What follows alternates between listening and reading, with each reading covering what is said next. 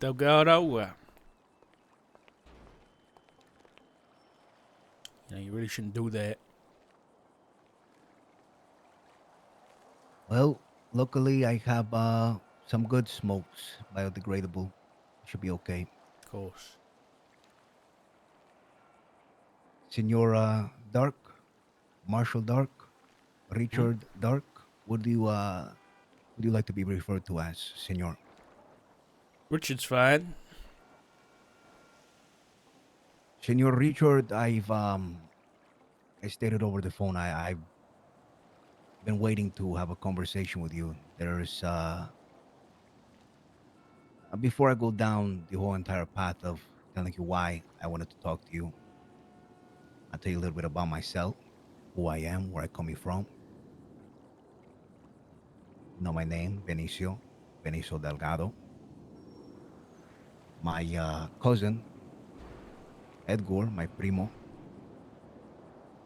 he is the reason why I've came to this place, this city, back home, Warma, where we are from.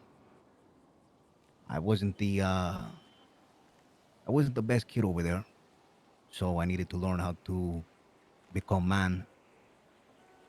And my family sent me over here to go under wing of my cousin. I I was here. I was learning things. Was meeting people,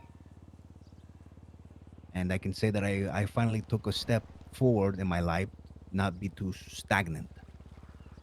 There came a time where I had to leave, more like I was told to leave, to go back.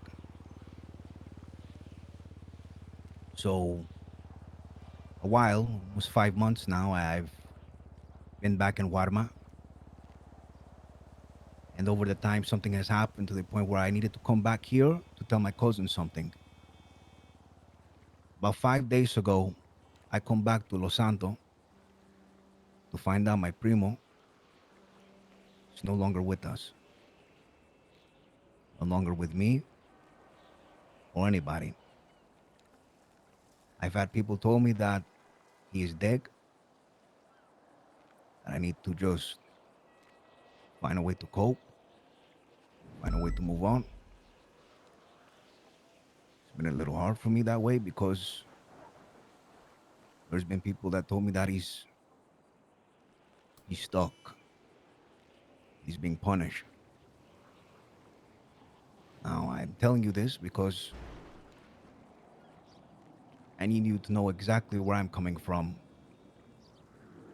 exactly why I'm going to tell you some things and ask you some things. Probably might not care after any of this, but I want you to know that I appreciate you being here because it's going to help me. It's going to help me know that I was able to finally talk to somebody that was important to my primo. Senor Dark, what what kind of relationship did you have with my cousin?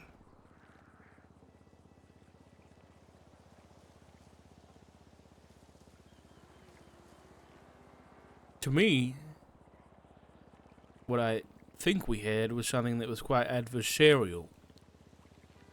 Opposite sides of the law, the opposite sides of everything that was really going on in Edgar's life.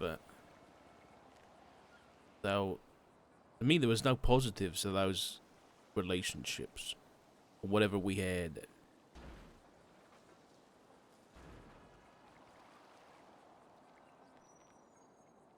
You felt like that was, I shouldn't say you felt, but to you, your knowledge, that is what it was. And that's what it always has been. I mean, my interaction with Edgar was only over a couple weeks, 3 weeks or so before he passed. In that time, most of it was, for me, it was business, right? Because your cousin was, in the eyes of the law, not the best man. He was stuck in some shit.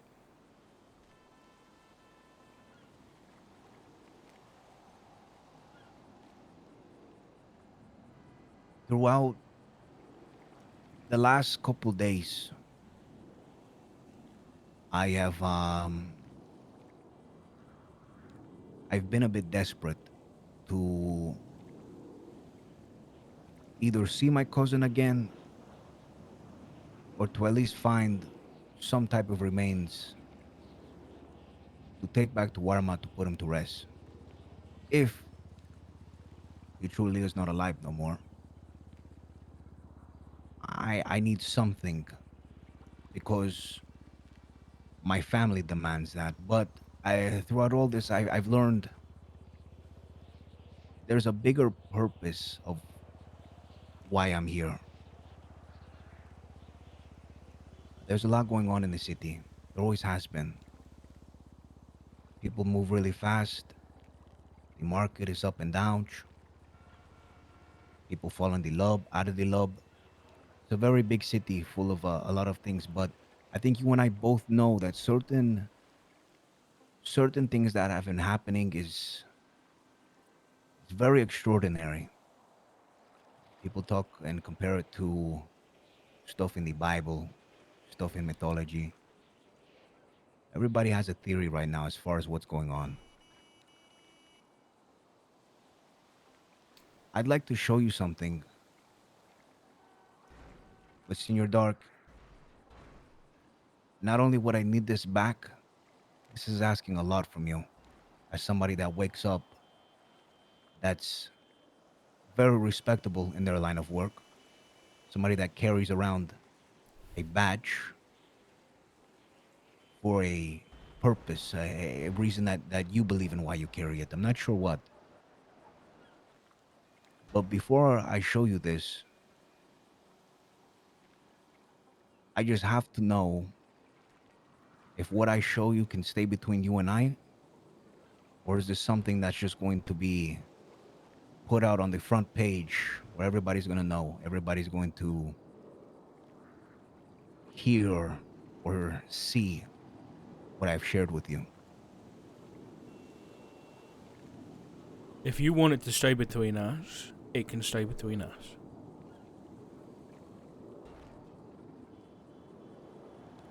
You might look at me a bit crazy, but I can tell from this, what I'm about to show you, coming straight from my cousin.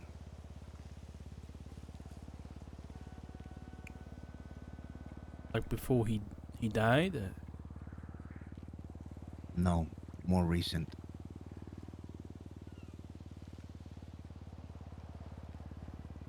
Like I said, you might think I'm crazy, but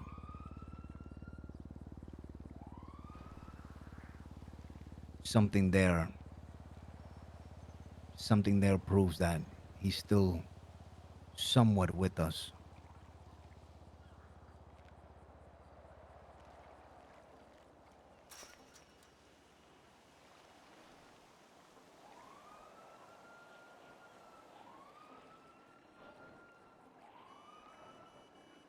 What you'll find in that book is questions.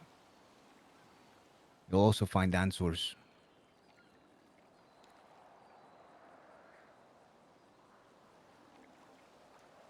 Your name is written in that book.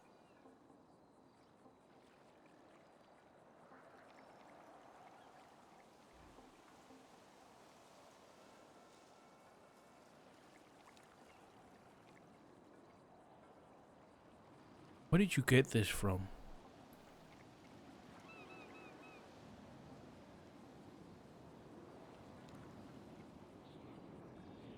It's hard to explain, but I think we both know things are happening here that's very, very out of the ordinary. Like I say, things that only people can theorize about. Some will believe that that book really came from my primo, and some will doubt. I am not here to judge anybody of how they believe or what they think. Probably like yourself, I myself am trying to find answers.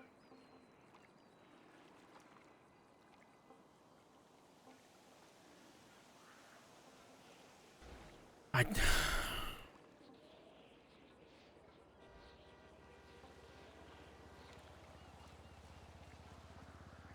These are. The first page was written by somebody else, is that right? Yeah.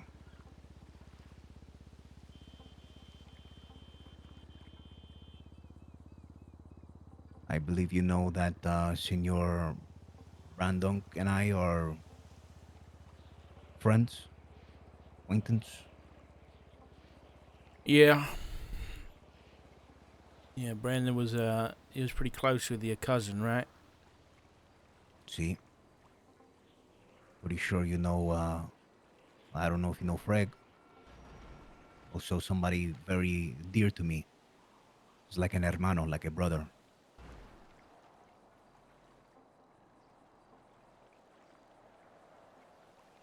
Before I was able to get back those questions, they wrote down was to be to my primo, and the answers that they received, they were too confusing for them. And to be honest, they kept that book right there very close to their chest. That book is now mine. I'm the one that has an idea of why those things are written there. You see, I'm a bit of a person that likes to do the tango. I'll always take the first step in dancing here in the city. There's not too many good people that dance around here. They'll take that first step and they don't dance back.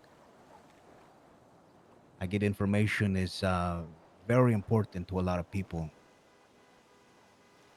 I believe that something should be said, something shouldn't be said. But we're at a time where confusing things are happening. We're all trying to figure it out. Some people are working together, some people are not. Some people are left in the dark, some people are in the light. Whether it's the best person or the wrong person, I don't know. I don't know. With your name being mentioned in there, it took me some days to think about why. I've asked people. People have approached you. I think throughout all of that, maybe there's been something that's fell to the crack. Maybe they've asked you for something, you've asked them for something for an exchange.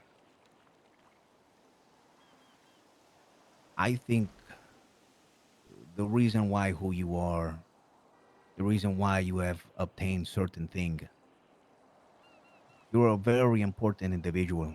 You don't have the same mindset as a lot of individuals here. A lot of percentages, they're very materialistic when they come across something. They always want something materialistic in return. Some of them are just here for the spice. It is what it is. That's how they live their life. But you yourself, I can tell as a man that sees things in a bigger picture. I think, again, I stress, you yourself have obtained something because you're somewhat of a very important figure as far as what's to come. Senor Dark, if you don't mind me asking, what do you know about what's been going on here? I'm not just talking about the biggest bank bus tours or who is sleeping with who. I'm talking about the bigger things right now. What do you know? What have you theorized, if you don't mind me asking?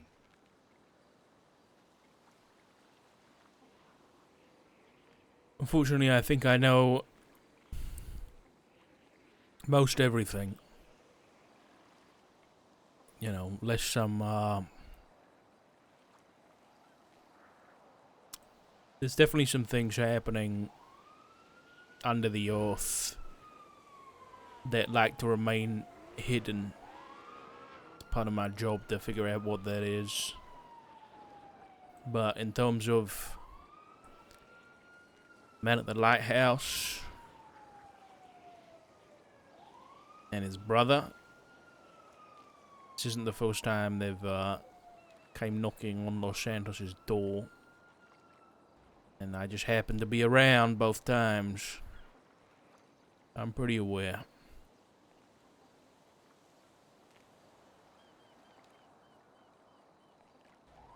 Have you heard this theory that everybody's talking about when it comes to four entities? They've labeled them as horsemen. I have, yeah. What are your thoughts on that?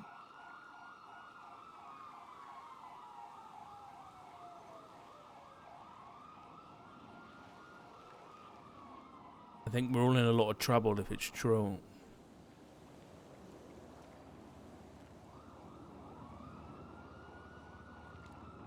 You know, I think the same thing.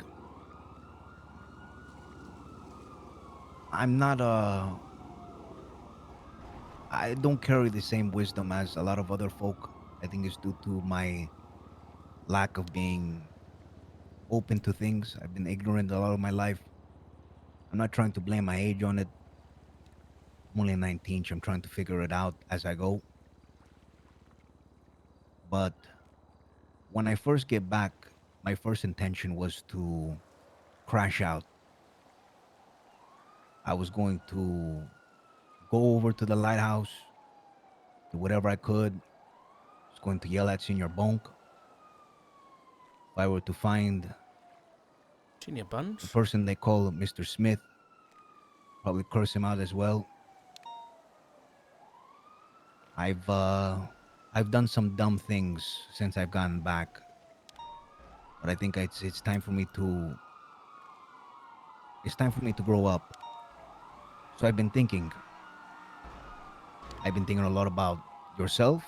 I've been thinking a lot about Senior Barrick. I've been thinking a lot about other individuals that have been involved in this that have a lot of respect in the city. I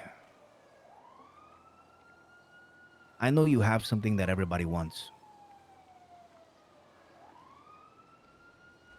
and I want to thank you for not giving what you have.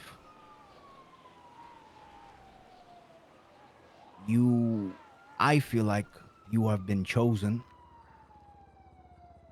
to be a leader in some way, somehow. Certain people believe what's happening is just life, which, sure, yeah. Certain people are just gonna sit by and let that shit happen. Excuse my language, just how I am. And then there's other people that look at it differently. It is life. There's always going to be things that happen: natural disaster, economic crash, death, heartbreak, all that. But it's people that do not just let it happen. It's the people that try to figure out a solution. I believe you were given something because you would know when it's time to make the right decision of what to do with it. In my eyes, my primo wrote your name down there because you are, how do I say this? You are a leader. You are somebody that's smart. You are somebody that knows there's not just always a right answer, but we can figure something out by working together in a way where both can dance, and where both can be, both sides can be happy. My primo used to say, I never want to make a deal where one side feel like they got fucked over. Well, he made a deal and he got fucked over. And now he's being punished for it, but through punishment, I think we both know you can learn things. In that book, he has taught me some stuff, through other experiences, I have learned some things. And I feel like my primo knows a lot about how we can deal with whatever's happening right now.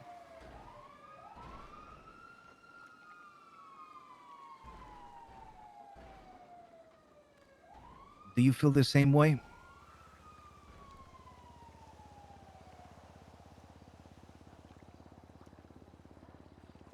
I think I struggle to believe that if Edgar were here, that he would want to help something which I believe he played a part in starting.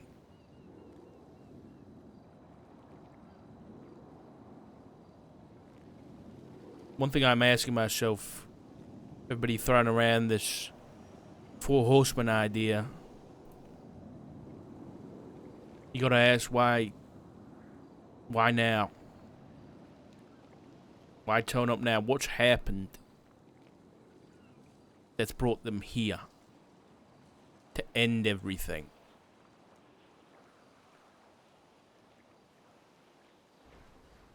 I think your primo played a part in what brought them here.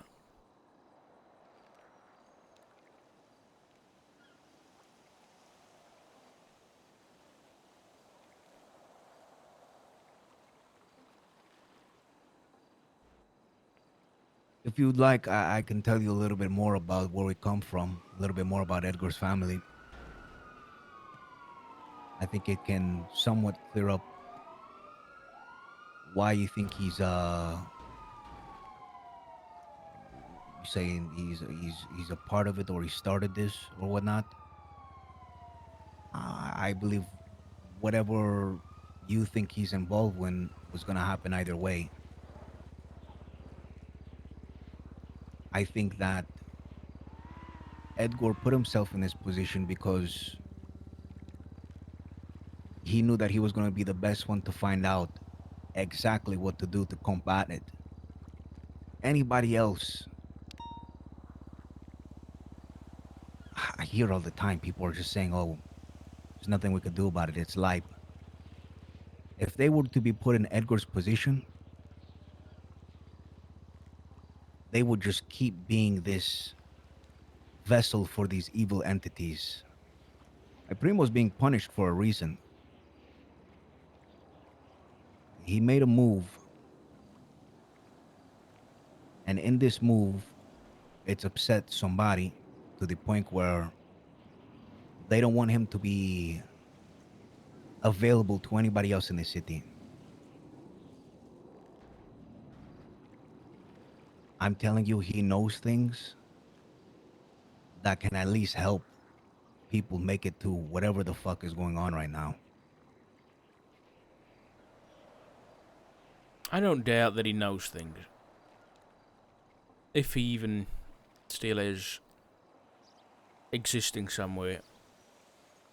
But we're talking about a man that went on a killing spree after he made a deal with death to try and undo his own actions, his own mistakes. So what's going to stop him when he comes back trying to do exactly the same thing?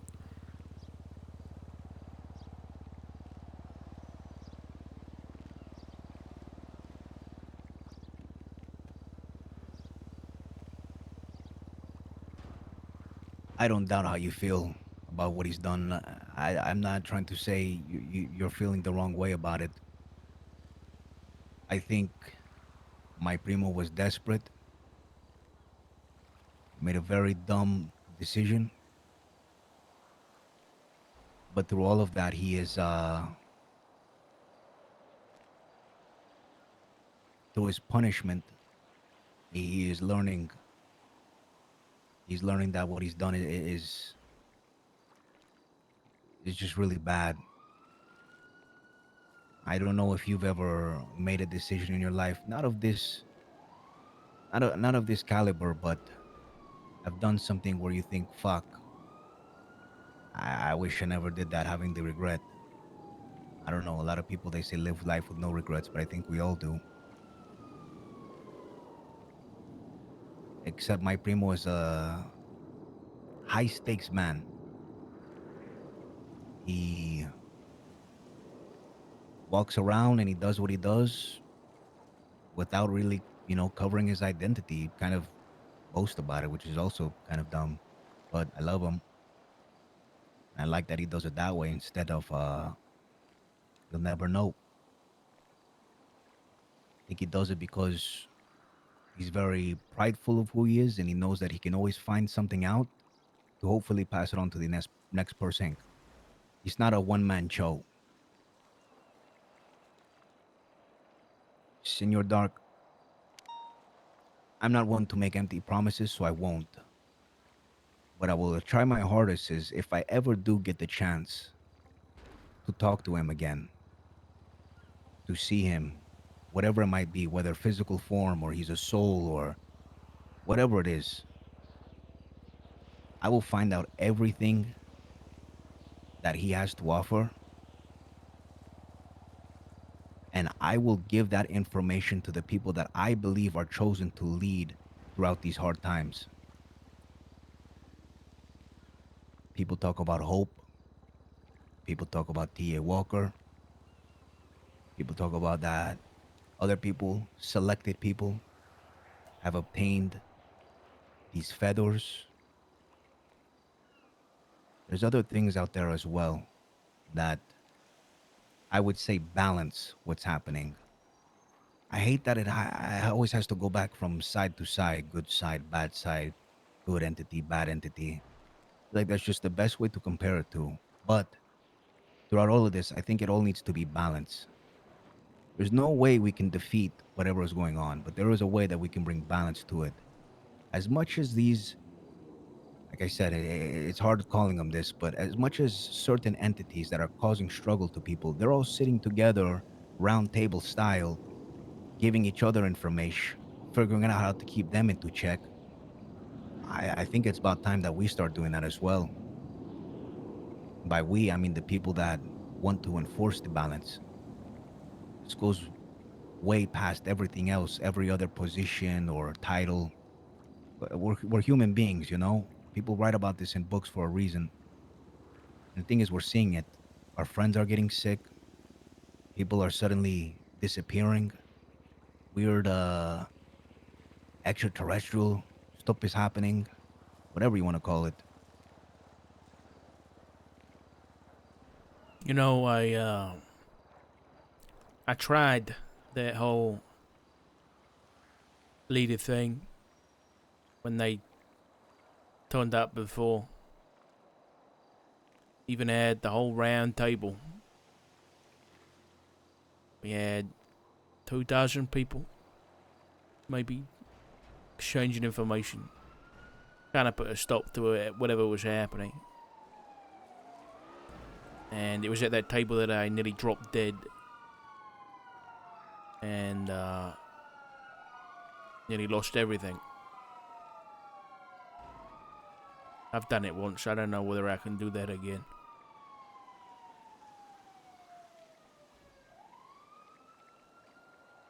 What do you mean? I mean, the last time I put people together in an attempt to put a stop to all this, I ended up in the hospital. I lost half my organs and a rat crawled out of my stomach.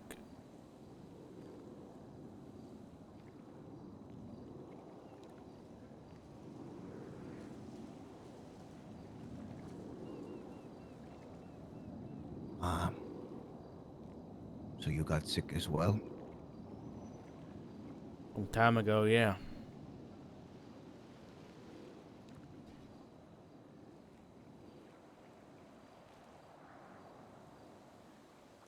I I can't say I understand because I didn't go through what you went through. I can't say as well that I get why you don't want to go through it again. I truly think, Senor Dark, that you have been put through all this because you were selected in a way. I don't know much about you, I could be wrong. Like I said, this is a theory, but it just makes too much sense to me. I I hear your name, and people don't talk about your name without any weight. There's a lot of weight there. You've seen things, you've been through things. I I can't just not reach out to you.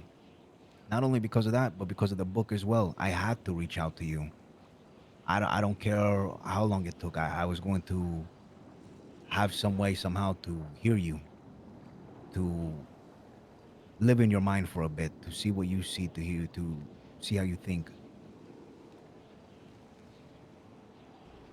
I really hope that you truly don't mean that you don't think you can go through it again.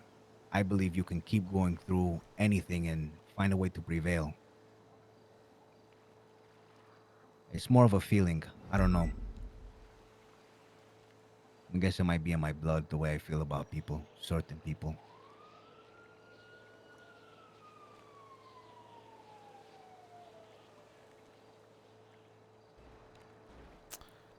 I think regardless of what I think or feel, at the end of the day, my job and my position means that I put the safety of this state first, no matter what. And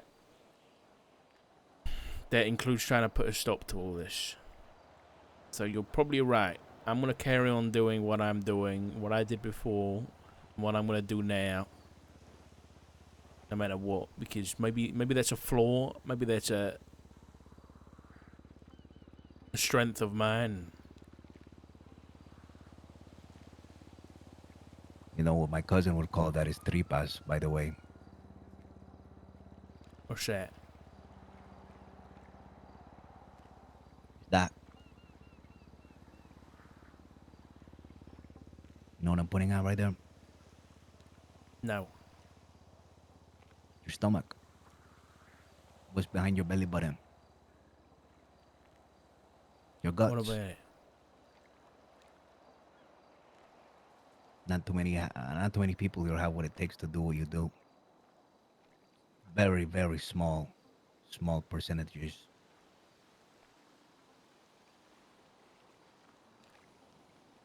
Can I ask, what does tripas mean?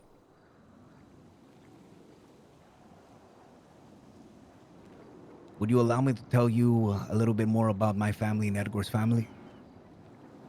Absolutely. Sure.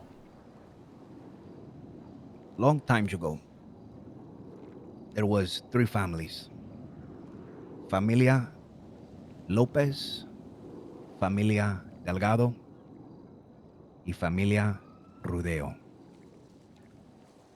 These three Manx, they worked together, found each other, figured out maybe they can find a way to change the life for them and their family. They were given a position to visit a beautiful island named Warma. When they arrived there, they met many people. It's a very, very foreign island to them. There's a lot to learn. And throughout all of that, they were given a way to obtain a castle. But a deal had to be made. Hence, you know why my primo Edgar made a deal. Kind of just in our blood. The deal was made by a bruja of the island, a witch. She ran a place called Omens. Behind that was a very big compound led by a militia who was also under the thumb of the bruja. And the deal was for them to obtain the island and the riches and also the castle. They had to please this bruja. I won't tell you exactly what was done for them to obtain what they obtained, but it wasn't good. And since then, generation after generation, there's been a lot of curse, a lot of bad. Edgar's family has found a way to prevail and to change that. Now, if you were to go to Warma, there is less violence. There's less, ¿cómo se dice? Bad energy. I'm not saying that he's a savior. I'm not saying that my family's a savior or nothing, but they work together to find a way to bring balance. This is true. The three kings of the castle is what they're referred to as. Now, I'm a bit of a disappointment if I have to be honest with you, since we're being honest here. I didn't really do too much like my older brother did, or like Edgar, or like Sebas. But Edgar is different. He invites this dark matter, the Diablo, because he feels like he can always find a way to prevail over it. Which is why I think he made the deal. Which is why I think through desperate times he found out that with the information that he knows, maybe he can explain it to people some way. If he would have never wrote in that book, I would have known I just lost him and that's it. But the fact that I was able to see that and talk to now everybody in that book, I have found out so much. I have found out so much, and I want to work with people, but I need them to be able to make the decision when it's time to make the decision, to stand up against what's happening.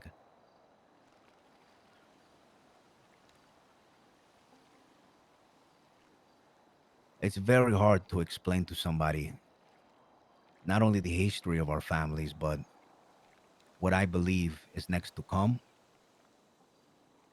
I'm open to all ideas.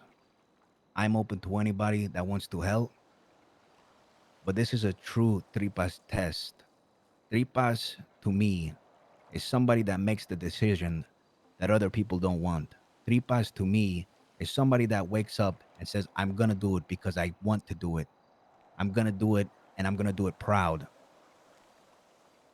I'm not going to cover my face and make certain decisions because I'm scared about how I'd be viewed publicly. No, I'm going to put it on my chest and represent exactly what I have to show.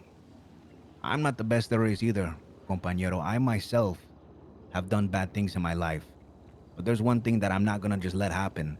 I'm not going to let friends, family, people that I care about here suffer.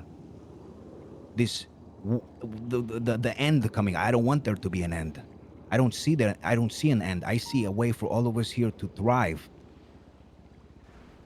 I see leaders standing in front of us that are being kept in the dark about things that are not being talked to, and it upsets me. I've even yelled at some of my own because they've kept people in the dark. Things can be talked about, other things can't. We both know that. You have a certain occupation where you cannot just talk about anything. I am in a position where I cannot just talk about nothing. But there's one thing that I can guarantee you is I'm not going to just turn to the side and let all this shit happen. I'm going to keep working hard. I'm going to keep fighting for what I need to get more answers. And to be honest with you, senor, I don't see anything stopping me besides death.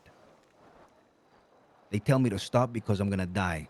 What other better way is there to go?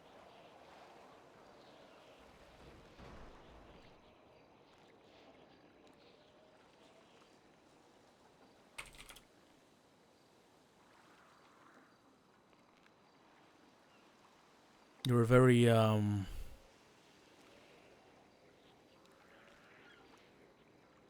mature for your age, Benicio.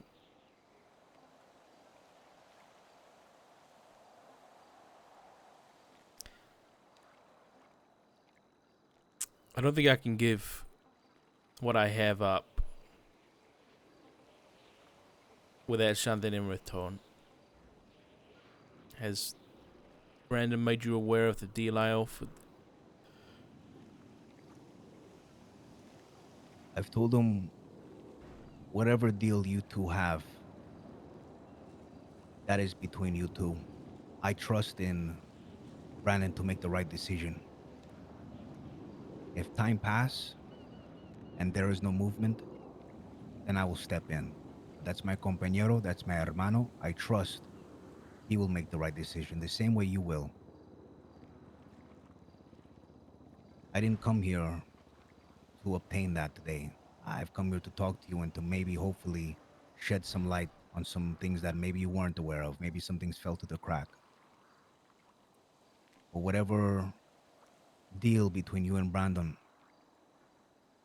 I have trust there that the right thing will happen. Trust is very big during these times, and I hope people don't just throw that word around lightly either.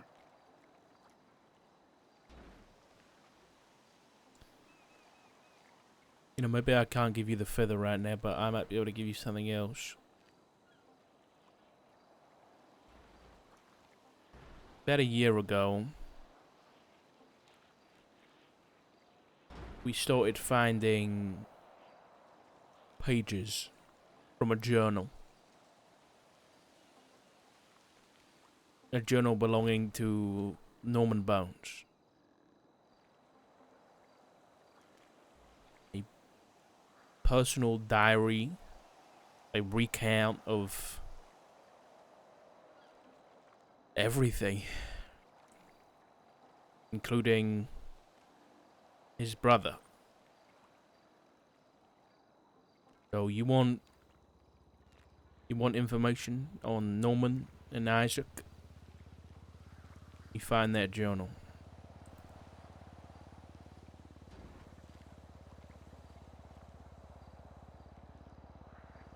All right.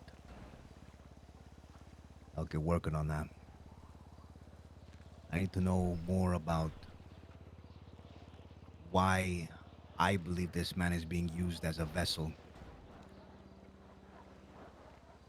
See, they are referring to him as Death, but I think we both know Death isn't a person.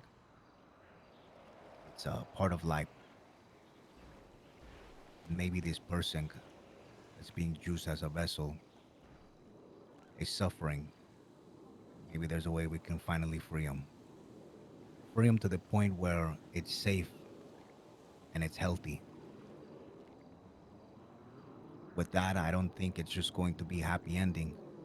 I believe I myself, I'm gonna have to make sacrifice. There might be violence, there might not. I might be here being able to talk to you again, I might not. But I don't know, it's all just theories, Senor Richard. And I'm just trying to work as best as I can right now. I don't think Norman wants to be free yet.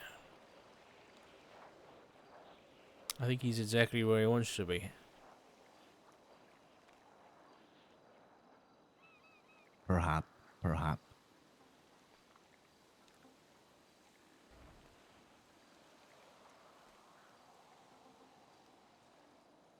I think sometimes we all feel like we're where we need to be until there's like a different light. Kind of like fish.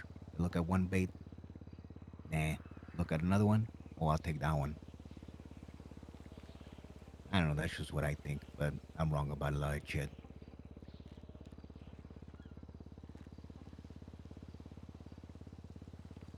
You might be right. You you know about Norman's history when he was a man? I don't know too much, senor. I really don't.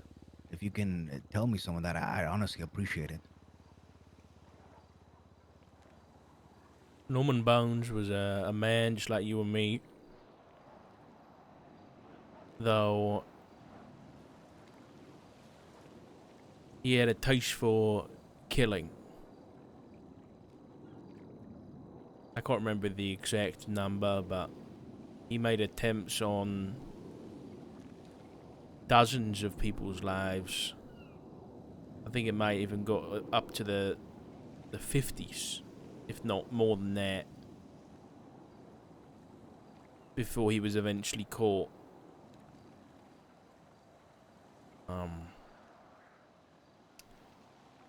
He had a trial where he was found guilty of whatever the charge was back then, and he was sentenced to death. And he was shot by firing squad in Bolingbroke State Pen. And I believe his body was dumped in a coffin out by the lighthouse. And that's why he resides where he resides.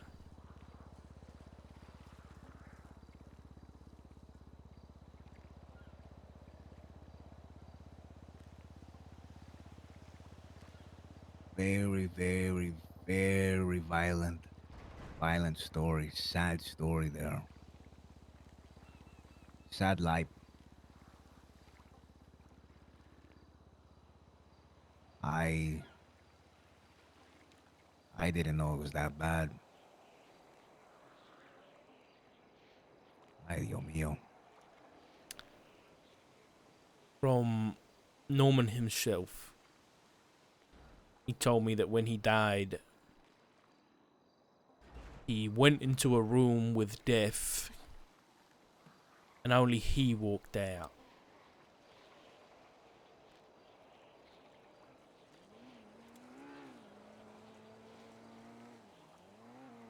As if he chose to be what he is now.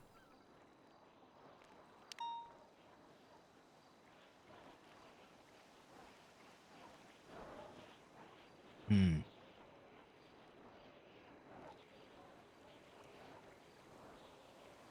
Let me ask you, you ever think people like us, you and I, actually, not people like us, let's say bad people, you ever think they get tired of doing what they do? Some, yeah. I think some either come to their senses or realise it's too much hard work.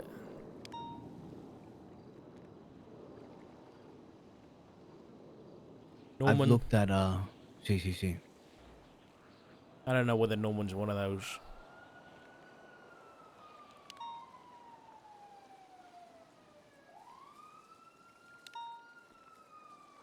I've looked at him.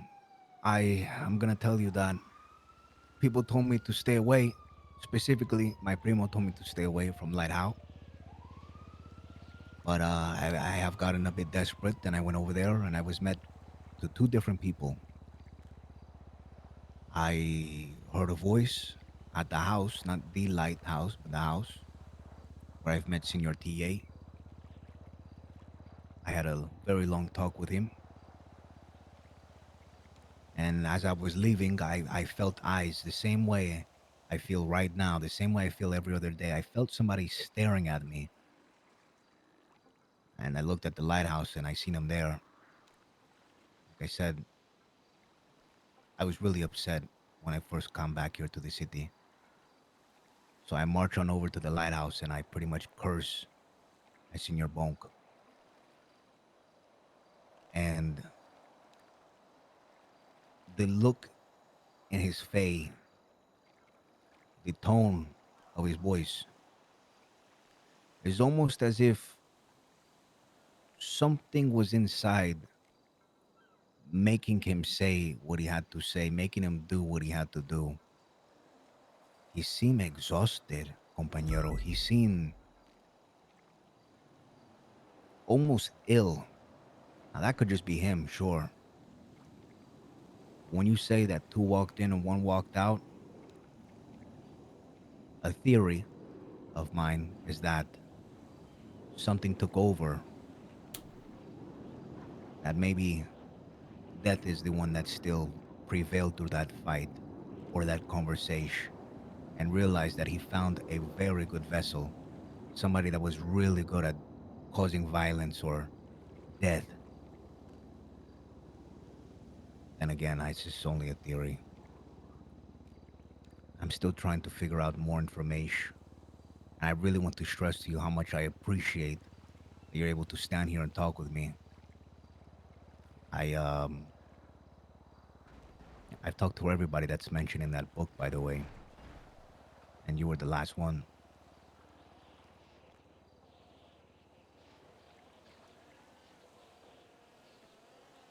Well, I think this goes beyond law and order. It goes beyond whether someone's a criminal or a lawman. I think we've all got to work together to some extent. I believe there's going to be many talks in the future. See, many ways of working together. See,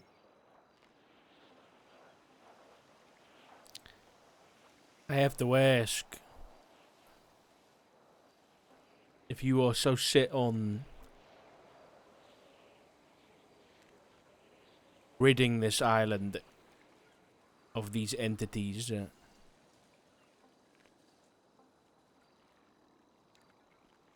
why do some of your people work with them?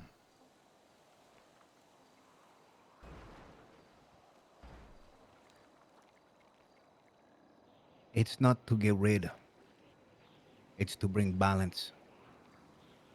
No matter what, if I'm here, if I'm not here, if my compas are here, if they're not here, they're now, right now, trying to enforce the balance. Have they bit off more than they can chew? I believe that. Do I tell them that? No, because they have told me things that show that they want to work together to fight against this, to bring that balance. I To say it like this, I feel like there's bad guys to keep other bad guys in check. It's very cheesy, but if not us, I don't see anybody else. Truly, different breed.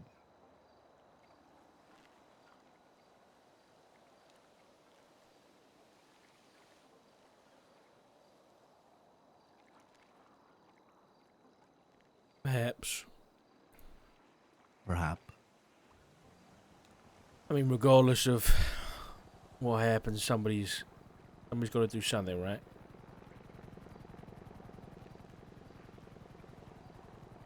Yeah. The book. The answer to the first question, I couldn't quite decipher what whoever replied was trying to say. Have you managed to understand that?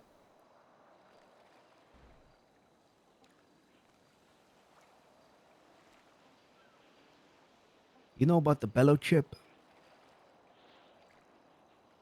I'm not aware. In the bellow chip, there's Oh, the one. fellowship. See. Sorry, accent, It's accent. okay. No, my bad. No, yes, I am aware. So you know about the one ring to rule them all? I do. You know a little bit about Mordor? A little bit. You telling me that was black speech? See, Whatever the hell it's called?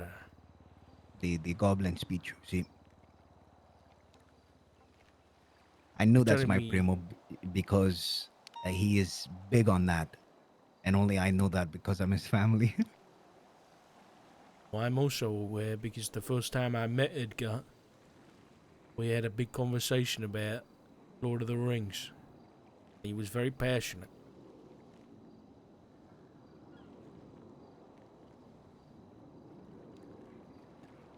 Back before his life went a different path. It was when he had applied to the Department of Corrections.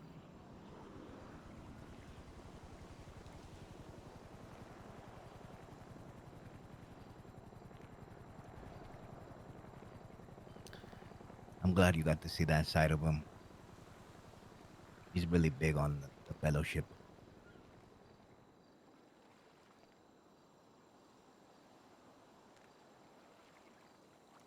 I've been told that in that book there wasn't too much time, so he had to write down what he could. A lot of people couldn't, to be honest, decipher none of it. The people that I'm working close with, I've told them what they need to know in regards of those answers mean a lot. I'm glad people have reached out to you. It would upset me if nobody has. I don't know what has been said. I'm putting a lot of faith in my people, but my primo it is it's my family, and I could definitely decipher that book and anything that has to do with him. I think the reason why he mentioned that, by the way, is my primo had an illness similar to what's happening to everybody else, a fire that feels like it's ongoing in the chest, pain, uncomfortability, nonstop, many symptoms. Do you know how he got that?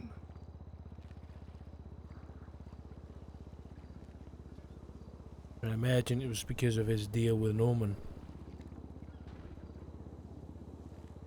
Or perhaps it was his loss.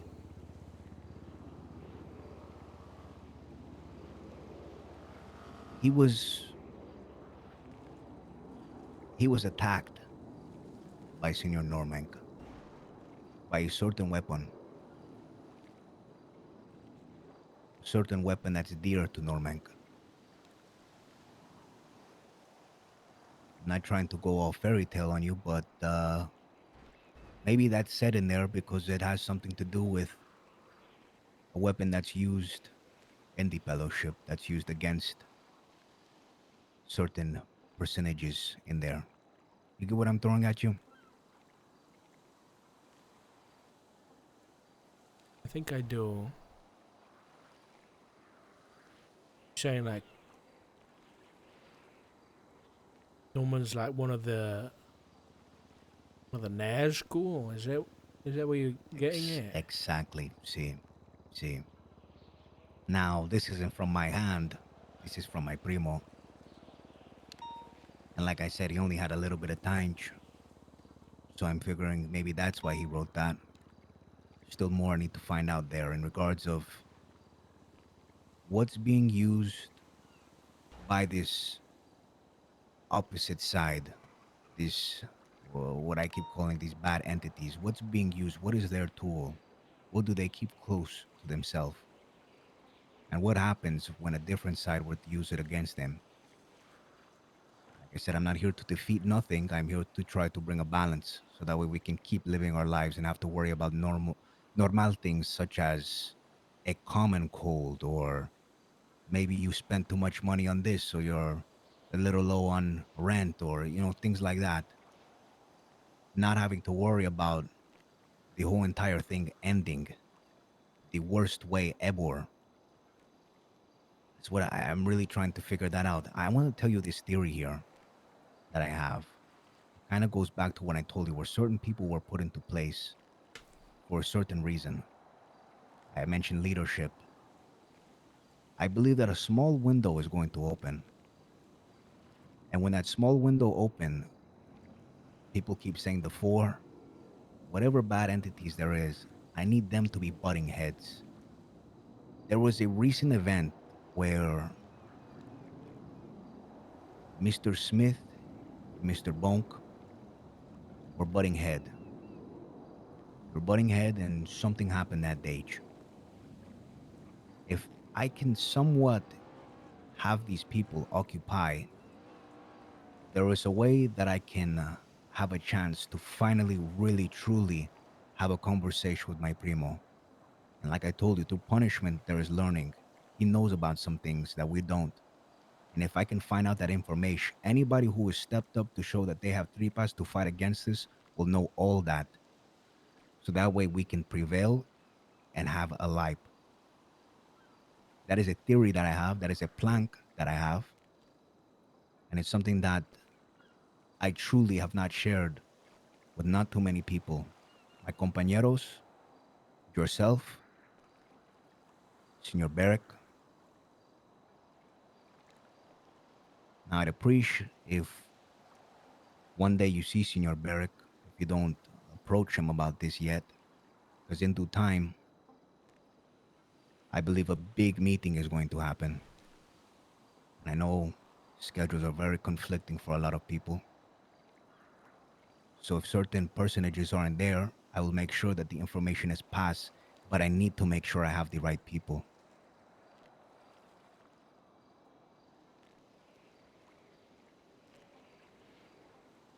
That does happen, I'll be there.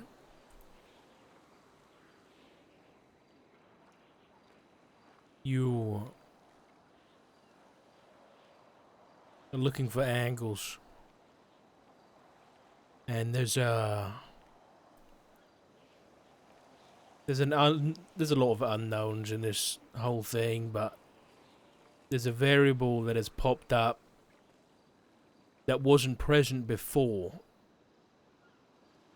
I'm gonna let you know this in confidence because there's not a lot of people around that encountered Norman and his brother 7 years ago that still want to talk about it or want to help. I might be one of the only few. But one thing I've noticed that's different about the man at the lighthouse is he has a new ring.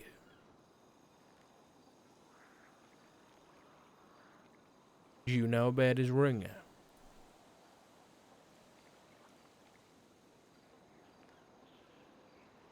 See, I don't know too much about it. Me neither.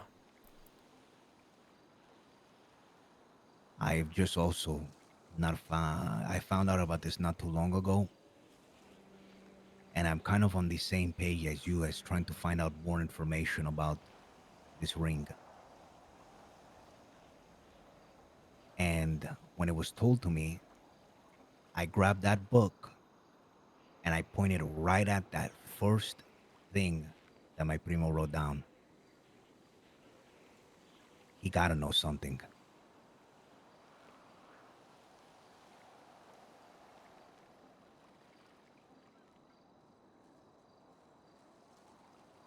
You think he was hitting at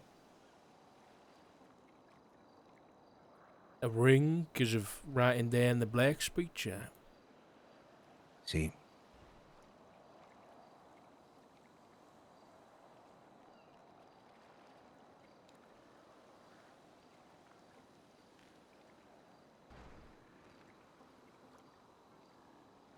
I really do believe that.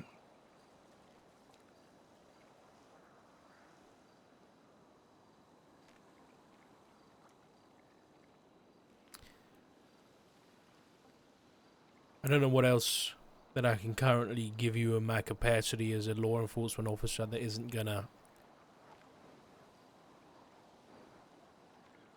put my position or the state's position in jeopardy. But I can tell you that not too long ago I went up to the island north of the lighthouse and there was a bush that set itself alight.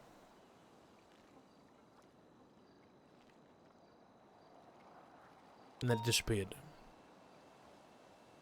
That was after the bird, Noxie, was present. Again, I don't know what this could be of any use to you, but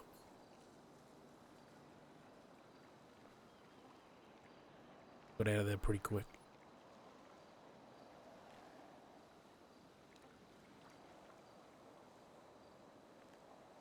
Like I said, you're very important, Senor Richard. I'm gonna use this word again, but I trust these next upcoming days, all this time that we have left, You yourself, you'll make the right decision. You're put in this position for a big reason. We don't. I can't tell you. I don't know when if we'll ever find out. But do your best, amigo, to stay safe. Por favor, please. You too. And regardless of my feelings of Edgar and whether or not he deserves to come back from where he is, I at least hope you get to speak to him one more time. Yeah, me too.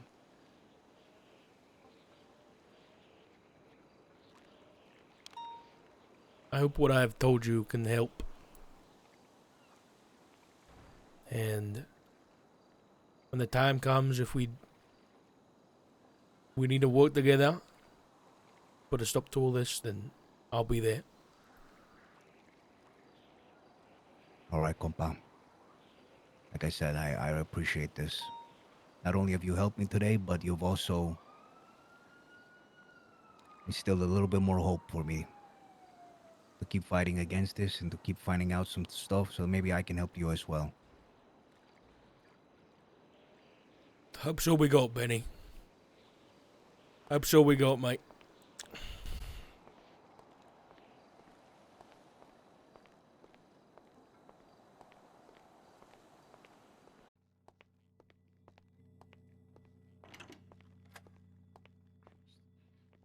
Hey, how we doing, Doc? Not too bad. How are you? I'm all right. You know Mr. Robin Ferreira, right? I do indeed, yeah. Robin is, he's my representation, obviously. I figured as much. Yeah, Well, before we go downstairs, I just need to frisk you for any weapons, if that's all right. yeah, sure. Go ahead. You didn't think about wearing a short today? Yeah. I always dress like this, Doc.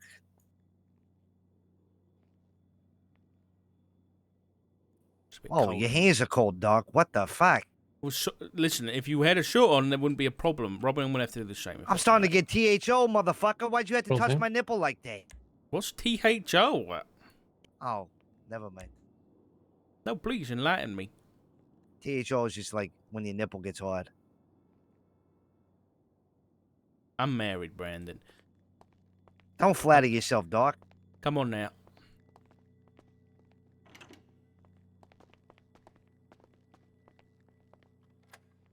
Let's go this way.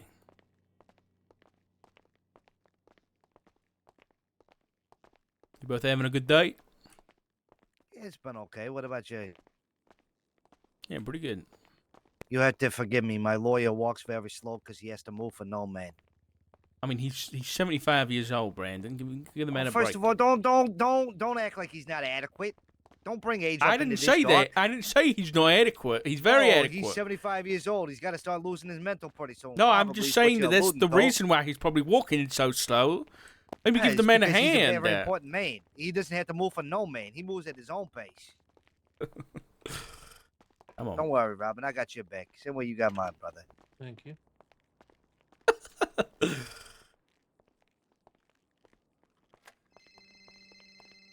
Hold on. I have to answer this if you don't mind. Sure, you can do it in. Hello? No.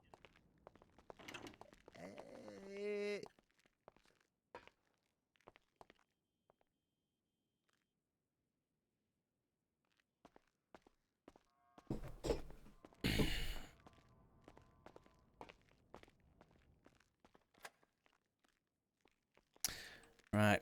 Let me set up this recording device. I can't believe I just said that with my I thought we were going to have mouth. an off-the-record talk, Doc. I didn't know we were going through this extent, but it's okay. I'll allow it. Thanks. I know what. Okay. I'm glad you brought your lawyer, Dan, because I am going to be asking you some potentially incriminating questions, so that adds up. Yeah, well, I don't think it would be very smart for me to, come into an interrogation room without, my representation. So, Sure. Just make sure I'm written down properly. Yeah. You been up to much? Hey, what today? Yeah, did I? Not too much to be honest. And talk with some people. Got my car repaired. That was nice until they charged me $8,000. Yeah. No, no. Nothing too crazy. What about your day so far, Doc? Has it been good? You're not too shabby. Can't complain. Yeah. Hmm. Day is young, I guess. Okay. Alright, that's all connected. Let me make sure it's all on now.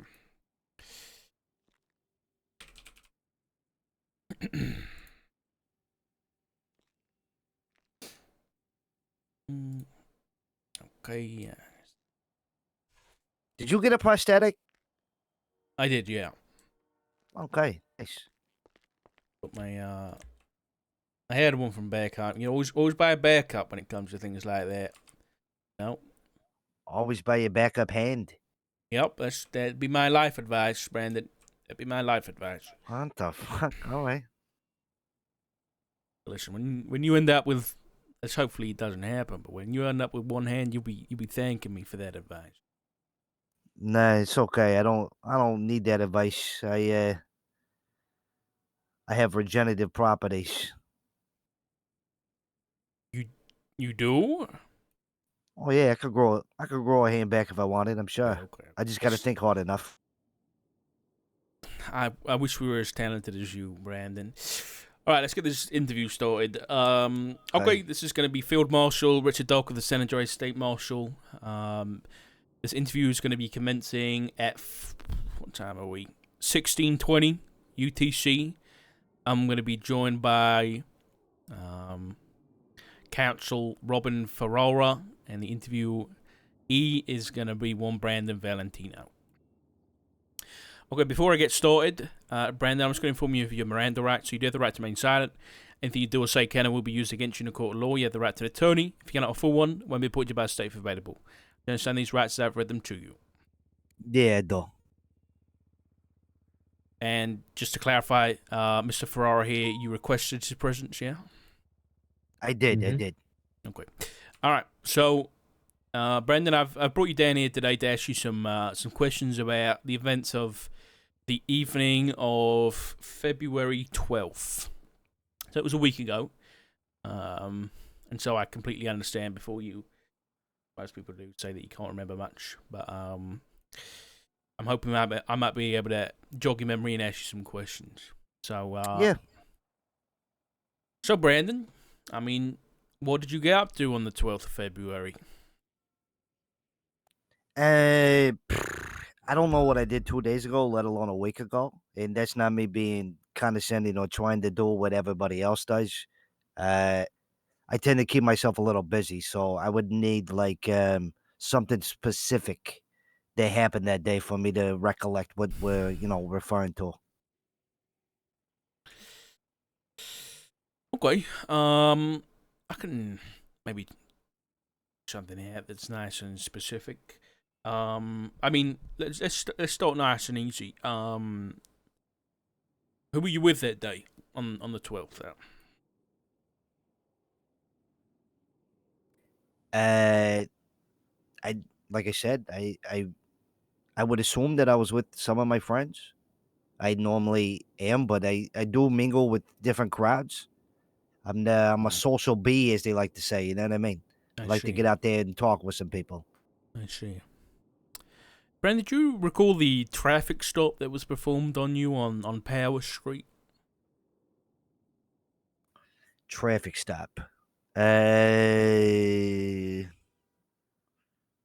Was this the other day when I got caught going 187 miles an hour?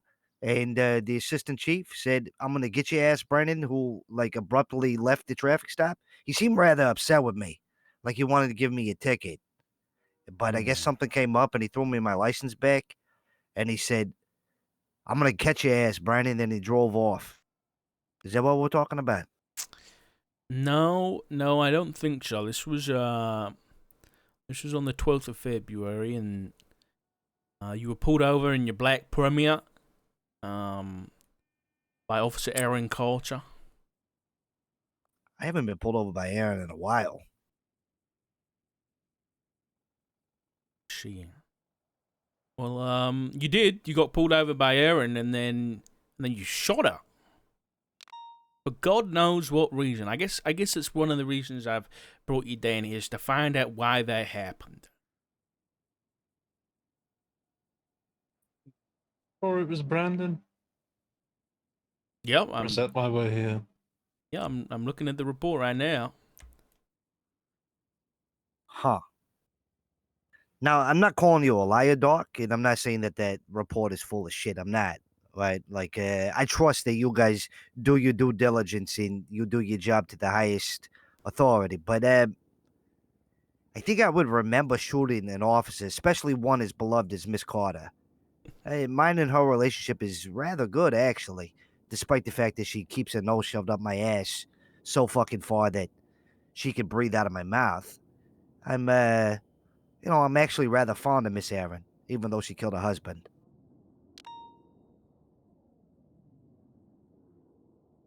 She what? Sorry. Yeah. Why does every officer say that when I mention that about her? It's like a great mystery that nobody knows. Is she off to her husband? Her relationship wasn't good, so she killed her husband and then moved on to somebody else. She literally admitted that to me and my lawyer. Who was her husband there? I don't know the guy's name, but it sounded like he was an asshole, and I mean, she yeah. got rid of him. This was years ago, apparently. Yeah. She. No. She said, I didn't like the guy anymore, so I just killed him. I said, all right, fair enough. I mean, I'm not one to judge your relationships. But no, me and Aaron get along rather well. I think I would remember harming an officer as fine as Aaron. Okay. All right. Well, you're saying it wasn't you, then I guess listen. I'm not gonna believe you. I'm not gonna not believe you. That's my job to investigate. So if I'm gonna investigate that, if you're saying it wasn't you, then I'm gonna need to know where you were during that time frame. Now, make this easy for me, and I'll make this easy for you. Okay. What's your favorite time zone? Mm.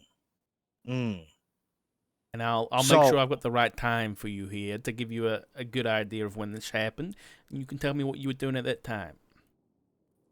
well, like I said, I am a social bee. I do like to mingle with all different kinds of crowds, but I primarily am around during the NA hours, I would say. Right? But I know sometimes when I want to conversate with people such as yourself, I tend to, wake up a little early, be an early riser. Sometimes I even stay up late and do what they call DJing. I see. No. Specifically, what I'm attempting to assist with you here is that this event took place around 0200, 0230 UTC on the 13th. So that would have been around, what we're looking at,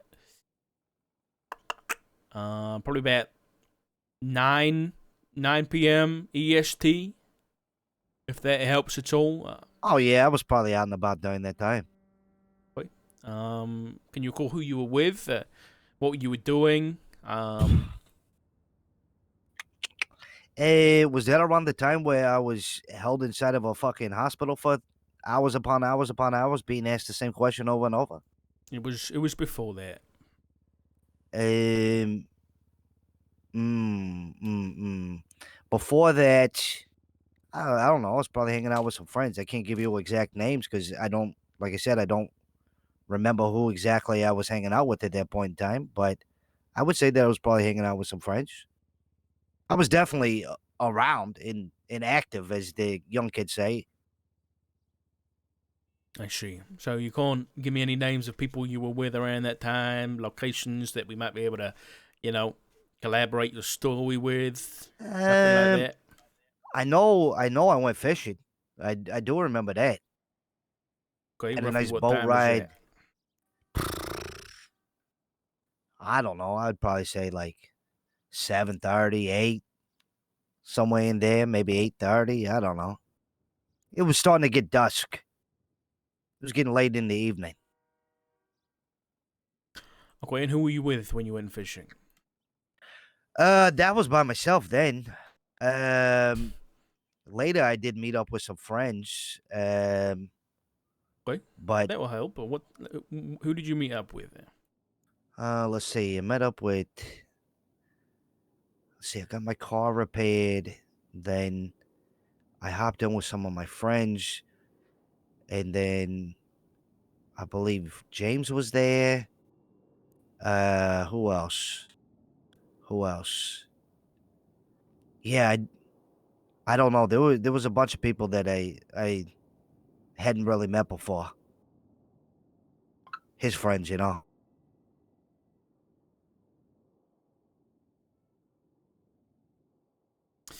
That's interesting.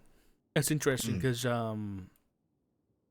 at the time that you say you were with James, James was arrested in the same situation where that poor officer got shot. Wait, he was arrested in that situation? You telling me James shot her? If so, I'm not being friends with James no more. Is that what you're But telling me, Doc? Did James shoot this officer? Was it James? Yeah. I mean, You say, I you was with saying you him. were I don't with think him? so. You're saying you were with him, so you probably saw what happened. So did James? I mean, make my life easier if James shot her. All right. I didn't see James shoot anybody. No. I know there was a point in time he broke off. He said something was going on that he had to go. I do remember that. And I do remember him telling me that he got arrested. What call did he get in when you? I guess you dropped him off somewhere. Uh no, actually he dropped me off. I was in a hideous car, by the way. It's like a light blue with like pink flames. He dropped me off. Yeah, and then he kind of just took off. See. No. Okay. He sounded like And he was in a hurry though. in a hurry. No. Okay, Mr. Valentine. So between that time that you got dropped off and you, like you said, being held in the hospital, can you tell me what happened between those events? What, in the hospital?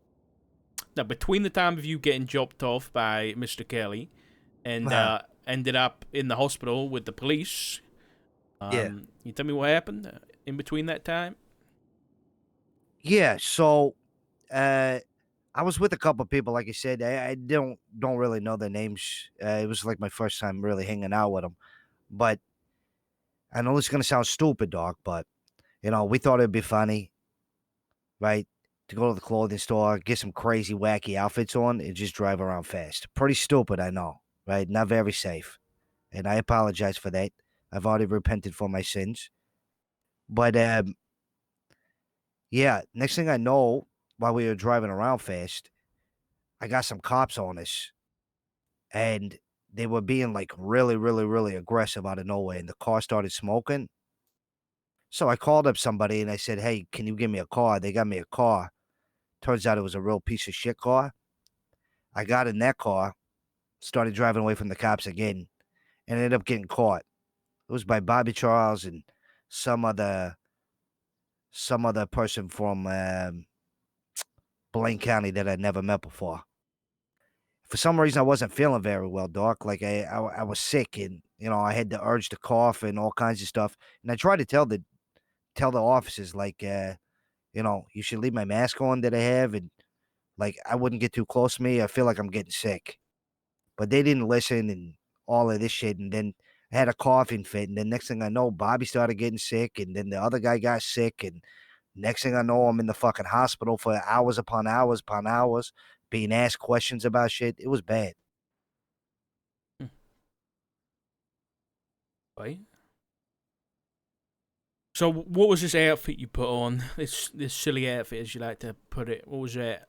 I heard everybody talking, running around town. They're talking about, people getting sick, plague, rats, all this shit, right? So I figured I would play into it, have a joke, have a laugh. So I dressed myself up in a hazmat suit to try to be funny.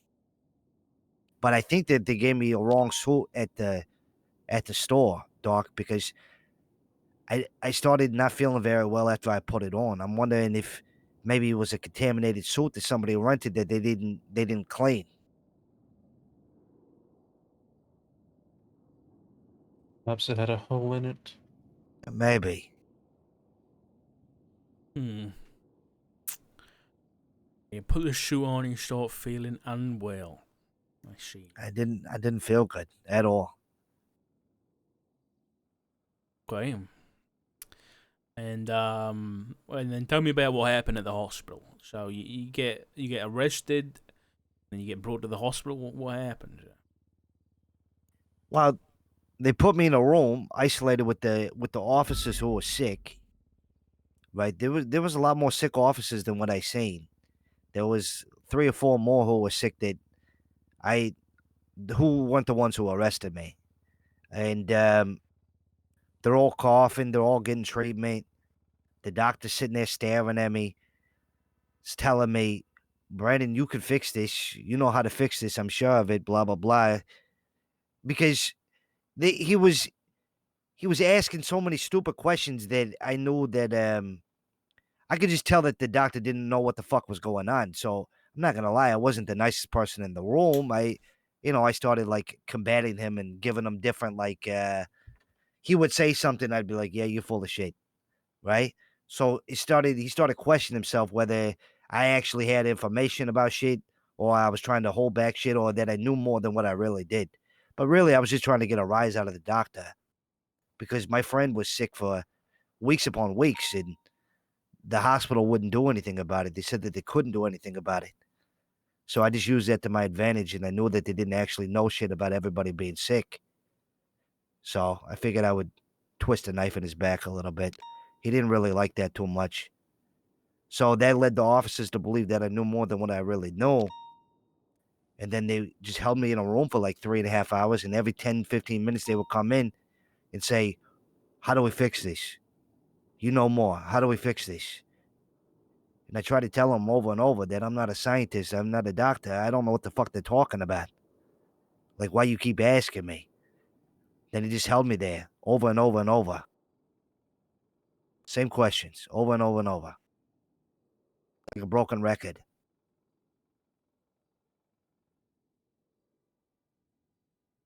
Hmm.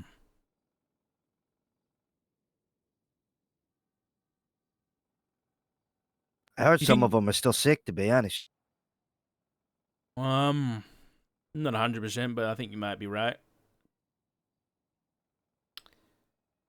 You're not though. It's nice. I'm Doc, happy I'm for you. not. I appreciate that. I appreciate that. One thing that I do, like, really, really look out for is my health. I think, you got to take care of yourself, right? That's it's the most important thing because one time I'm going to get up there in age where, no offense, Robin, but I'm going to hit Robin's age. And if I don't take care of myself now, when I hit Robin's age, I'm going to be all kinds of fucked up. Mm-hmm. So I'll make sure I take my vitamins every night before I go to sleep. Wake up in the morning, do some push ups, jump a jack, shit like this. Get the heart really going. Good. It's good. Brennan, do you think you might have started feeling unwell when you went down to the sewers? The sewers. Mr. Valentino ever mentioned going to the source?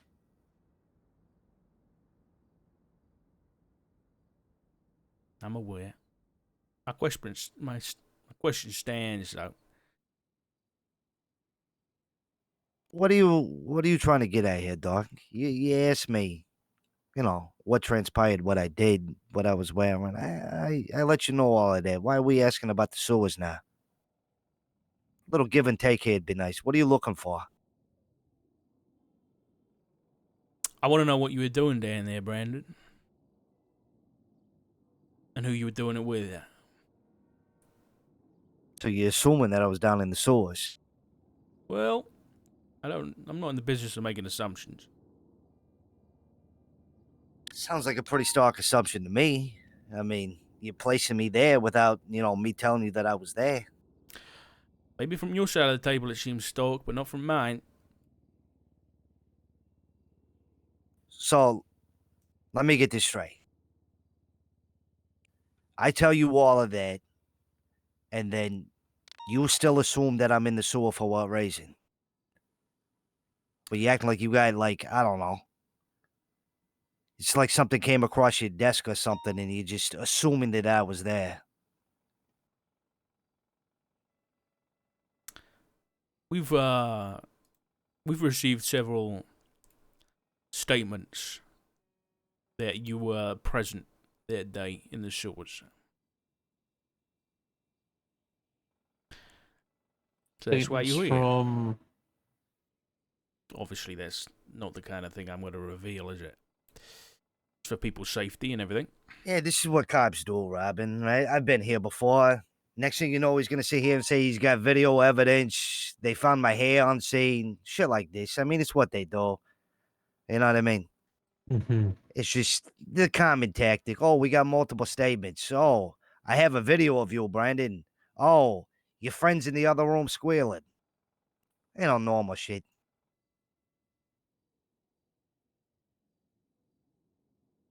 Is that what you have, Rob? Doc, is that what you're gonna tell me? They one of my friends is in the other room squealing. You got a video of me? Is that There's what's no going on? French here squealing, Brandon.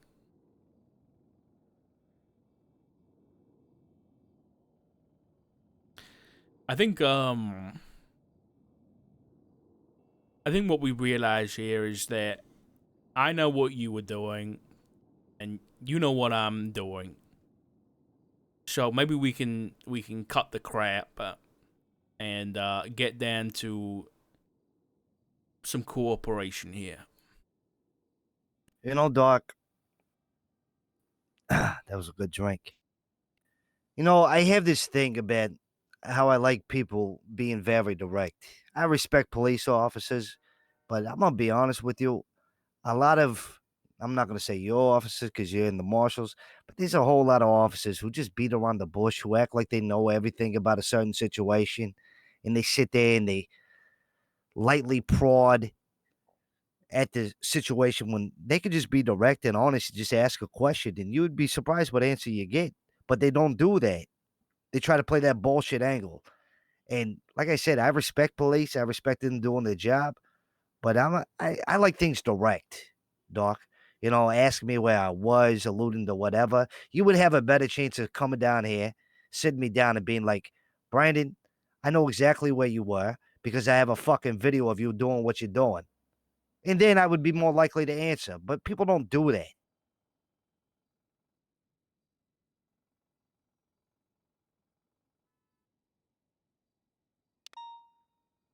You're right. Most don't. I think most interrogators, I think, but there's not a lot of us, to be honest, but they either ask unimportant questions or they ask too many questions. And like you say, they beat around the bush until by the time you get to the questions that are important, the person opposite is sick and tired of all your bullshit anyway. Exactly. That's when, you know, people in my seat over here automatically already put up this wall and they shut off and they don't want to answer.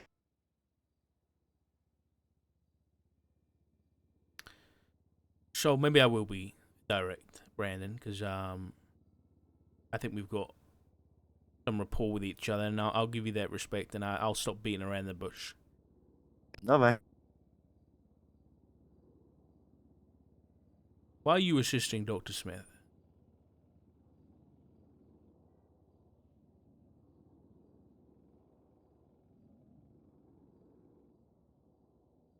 You're going to have to be a little more specific on Dr. Smith. You're talking about give me some facial recognition or something so I can decipher who this doctor is. I've been seeing a lot of them lately. The man you were with the night of the 12th in the sewers with the brown jacket and the white hair. Wait, that guy's a doctor? I thought he was a bomb. You're talking about the guy who's like always around this, like being ominous, driving around in the streets, hanging out, like doing some like crazy shit, right? That's who I'm on about. That's right. Oh, I never saw him in the sewer. You didn't? No. Well, that's not the evidence I have, Brandon. What's the evidence you have, Doc? See, this is. I'll tell you what I believe happened there. The overall incident. I know what happened in the sewers, but I'm talking about the overall incident. I think even after Edgar has departed, you were still working with the group who call themselves the Faceless. And you, Brandon, were tasked of bringing them somebody. Or bringing somebody somewhere else. And that person was the reason that you stepped out of your car and shot Erin Culture. And you didn't want to do that. I know you didn't. Pretty sure you even said sorry when you did it. Because you knew it was the wrong thing to do, but you had to do it anyway. Because you're wrapped up in all this shit. And you can't get out. And so you take the man that was in your back seat, because you already had him at the time. You take that doctor in the lab coat down to the doctor in the sewers. And you deliver him exactly where you were told to deliver him.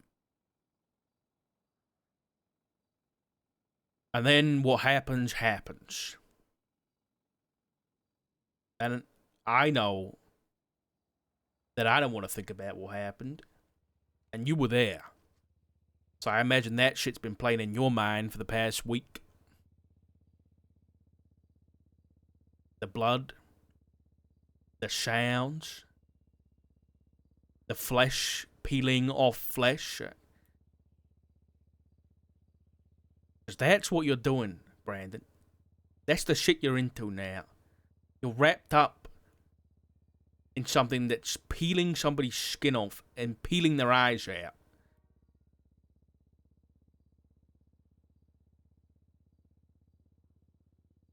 Respectfully, Brandon, you're not my target here. I don't care about sending you to jail. So when I said earlier, compromise, that's what I'm looking for here. I want to know what happened, why it happened, and who was behind it. What's going to happen next?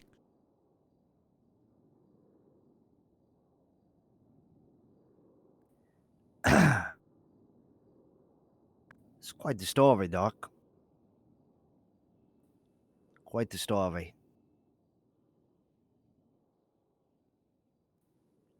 Do you listen to yourself when you speak, Doc?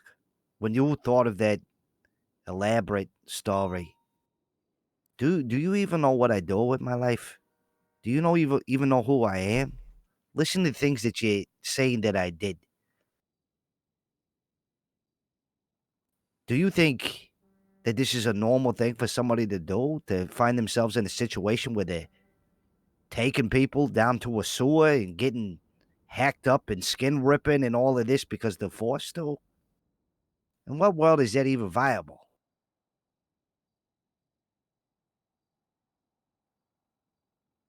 Like, I think you're a smart man, Doc, but I think you also underestimate my intelligence as well.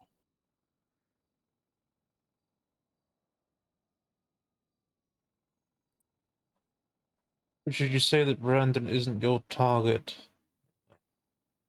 Who might it be then? The people who employed him to do what he did the other night. People he's been working for the past, what is it, 6 months now? The the faceless, as they like to call themselves, out.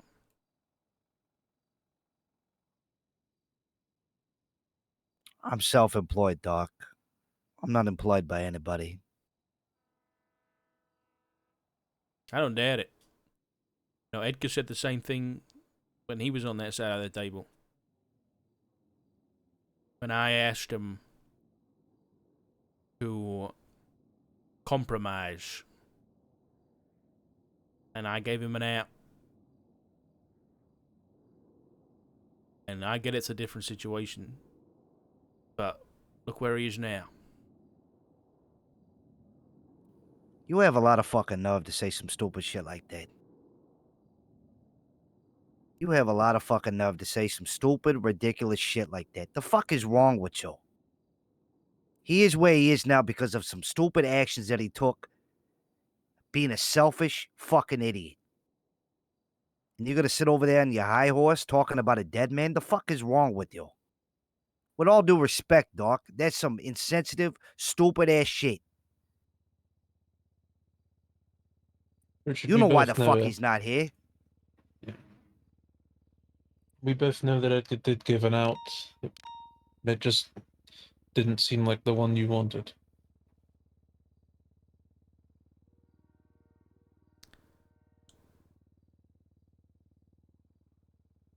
It may have been a very different situation, Brandon. But it's all tying together now, ain't it? So how different is it really? So you think.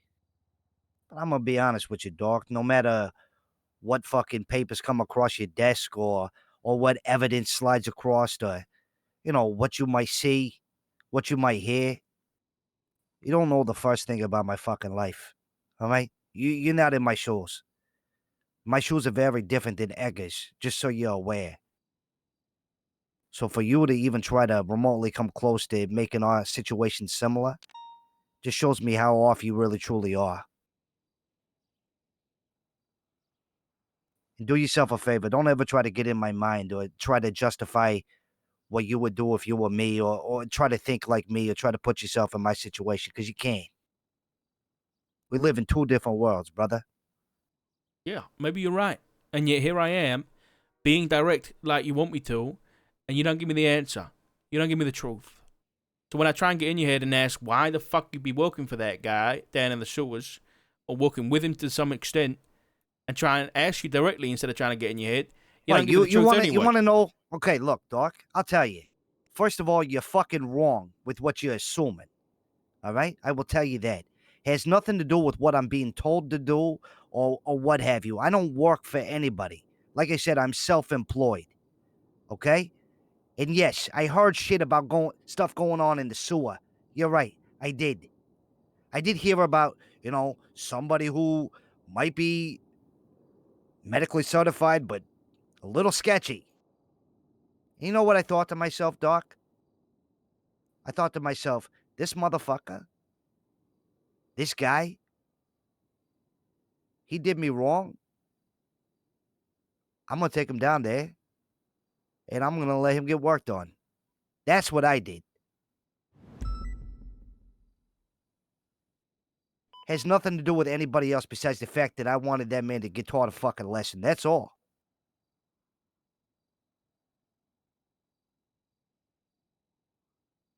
So there's your direct, motherfucker. So stop assuming that I'm working for people. If I was working for people, I would let you know. So, okay. All right. I hold my hands up.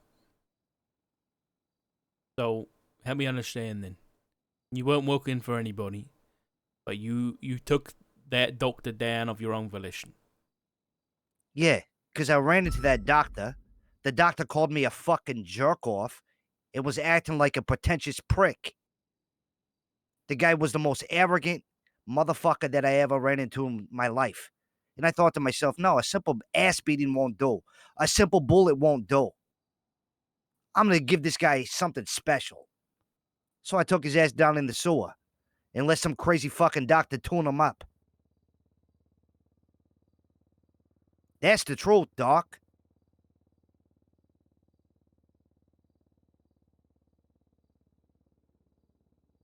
Was it worth it? Recommend what? not answering further. It's all right, Robin. It is what it is. Fuck it. Was it worth what you had to see? I don't What? know. You tell me. You saw it too, motherfucker. Was it worth it to you? But you don't think that I know about a fucking videotape? You're fucking stupid. Coming in here trying to fucking swindle me and be all, oh, I'm gonna beat around the bush. Just tell me what you know, Doc. I know you got a fucking tape.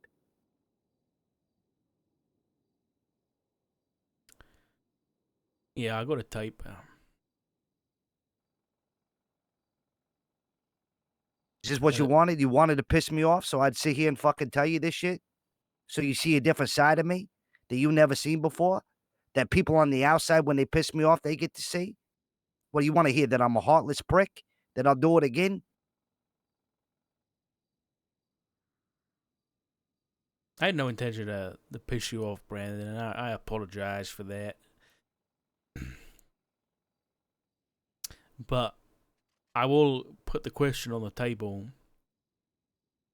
is how do you think I got this tape out? Hey, that's for you to find out. Best not to speculate. I'm not speculating because I know. But Brandon, there was other people in that room that night. People filming, people watching, participating. Okay? What do you want me to do? You want me to freak out every time I see a camera? No, but one of those people gave me this tape. Okay? So I want you to tell me who was down there with you. I think I told you enough. I think I told you more than what anybody else would tell you in this situation, thank you. I know damn well I never fucking showed my face. I know damn well I could have sat here and beat around the bush, left you a breadcrumb here and there, but you didn't want to take that, right? You wanted to try to, get personal, throw somebody's dead name around like you know something about it. You wanted to try to piss me off. Well, now you got to piss off me. So kindly, with the rest of your fucking questions, go fuck yourself. Understood that. Interview is going to be ending at 16:56 UTC.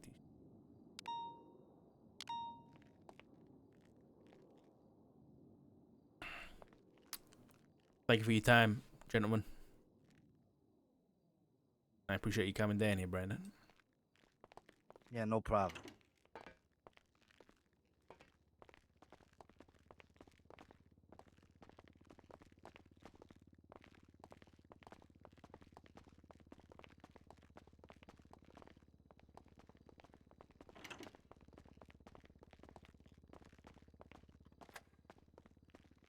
This way, Brandon.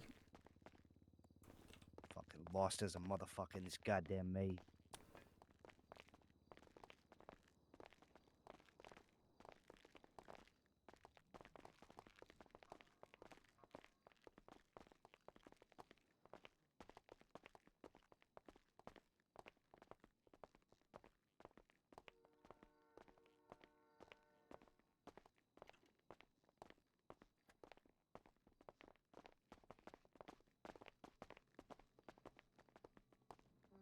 God, that person's hair is so ugly.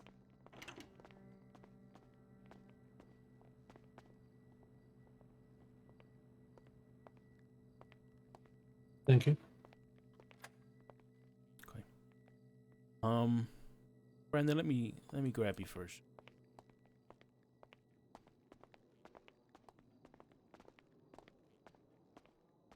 Listen, maybe the deal I put on the table in there wasn't the route you want to take, but the deal I offered you before is still on the table.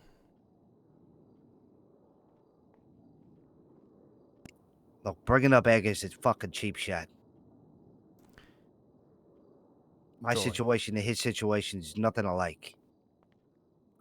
For one, you don't know how the fuck me and him left things, right? And you know what? Fuck it, I'll tell you. All right?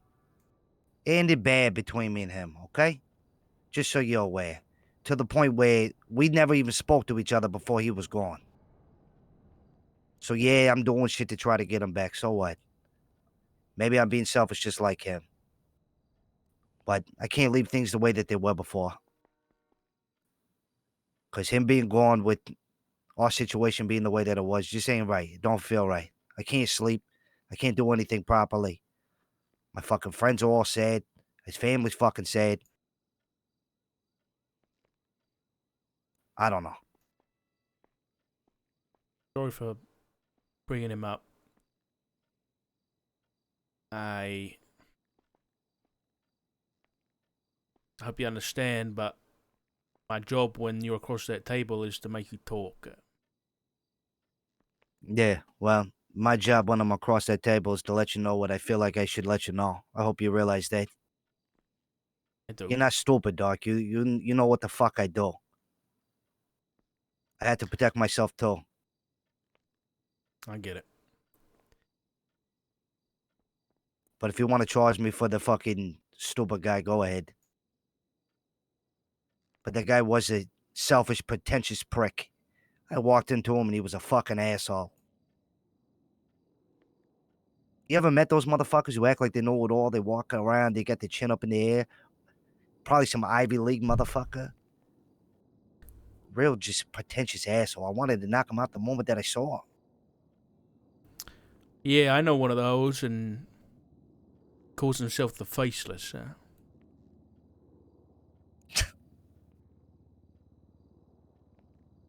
Appreciate you coming Still down here working, today, by the way. Brandon. Just so I'm you know. aware. Still trying to get what you need. Who's that?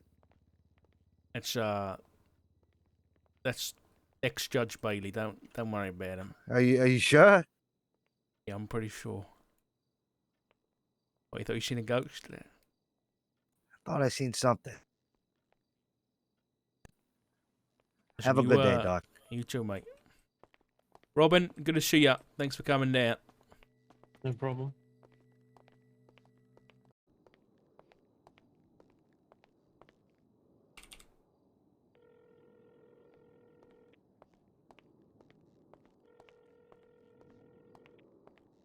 Hey, Rich. Hello, mate. How are you? Doing well. I just got Brandon Valentino to admit he was present for the torture of Dr. Keager.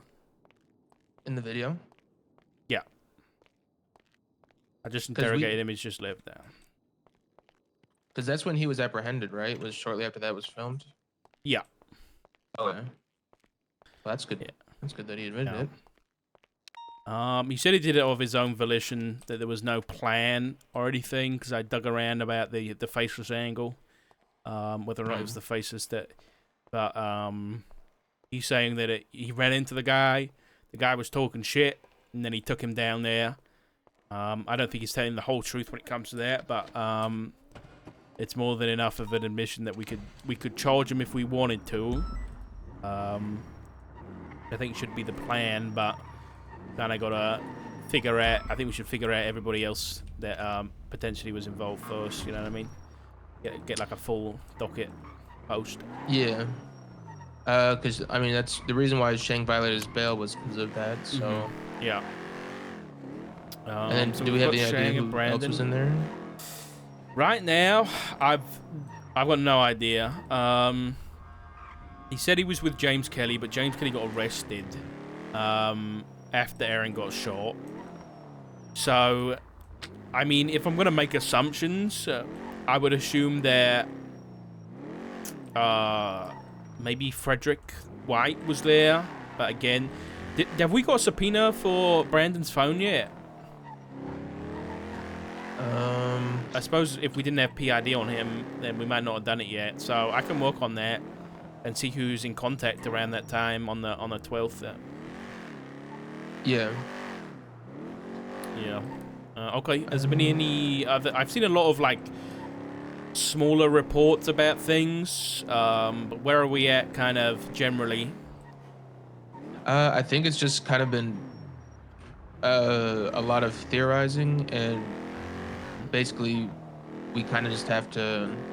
I think where Snoopy's at is we kind of just have to wait till they do something again because I don't. They're kind of stuck on this mythological, you know, religious theories that they're doing with the Four Horsemen, and there's nothing really we have that's tangible from it. So I don't think there'll be anything that's tangible about that. You know what I mean? Yeah. I think that's something that people should keep in mind, but, you know, focus on the big picture, which is, you know, we've potentially, I mean, we do have a plague in the city, and we got to make sure that we put a stop to that as best we can do. I heard from Flores something about like a shipment that's coming in today. Do you know anything about that? Yeah. So I believe it was Dr. Perry Watson who received information that it has to do with the humane labs, but they're not going to get it at the humane labs. But basically, there's a quote unquote cure that they're going to use and test with the blood from someone who is infected and just kind of see how it reacts. I'm here. Oh. This was an accident, by the way. I just saw you on Elgin. So you said there's potentially a cure, and they're going to test it. And where's that going? I don't know where the shipment's coming in from. Snoopy kind of caught me up to speed and said if it happens when he's not on duty, that I need to be there with Perry.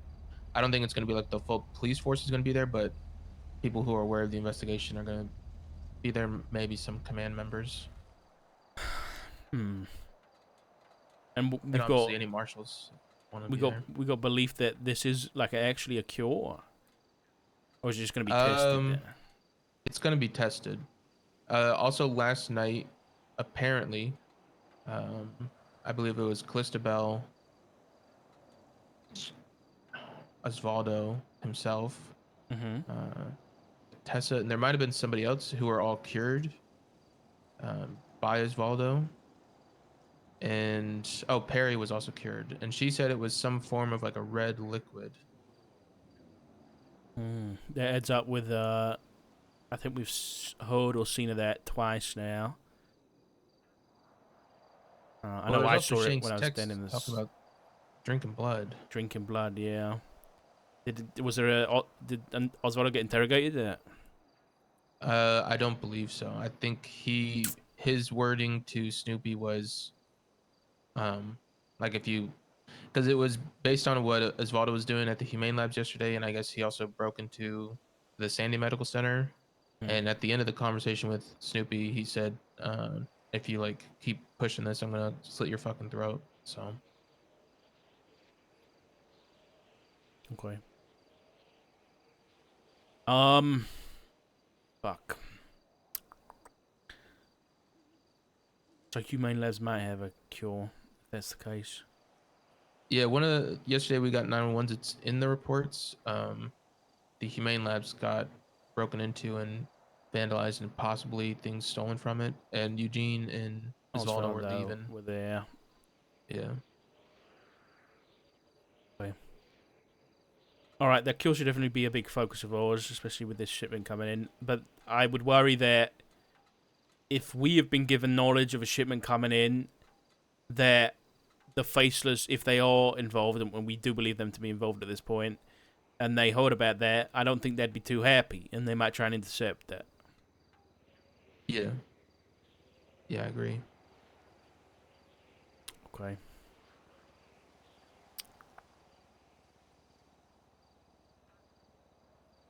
I wonder what our options are here. I think focusing on the cure is a good one. I think trying to figure out all who was involved that night of the 12th, or early morning on the 13th, with Dr. Smith.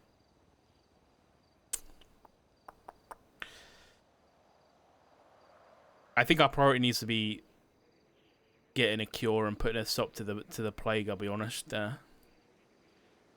Yeah. I don't understand how modern medicine can cure something by pestilence himself. Whatever people would believe in. Now, you've got a point. But, you know, let's say that is to be believed. Then there's the question of if all sickness comes from him, then a lot of those sicknesses are curable. So maybe he doesn't. Yeah. Maybe I mean, he it's like it could almost be like a game to him. You know, he's just exactly. messing with everybody. Exactly. Yeah, that's what I'm thinking. You can do that if you want. I don't mind. Hey, Opal. Yeah.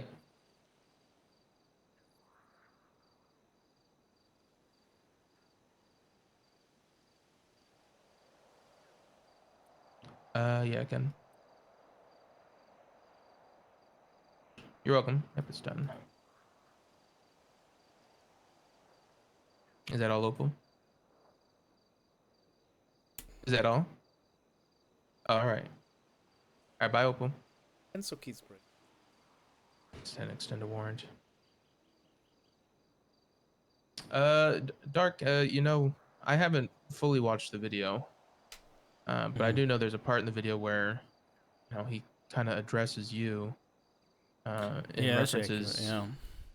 your husband and your son, and like saying, why haven't you told them, or what haven't you told them, or something like that. Is there something that's gonna come bite you in the ass, Dark, or?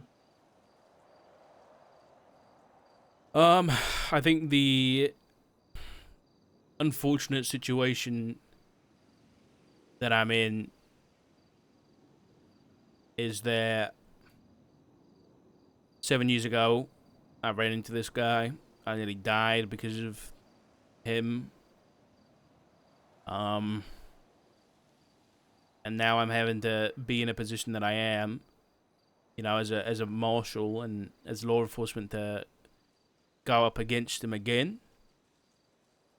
But at the end of the day, regardless of whatever taunting he wants to do, my goal is to protect the citizens of the state.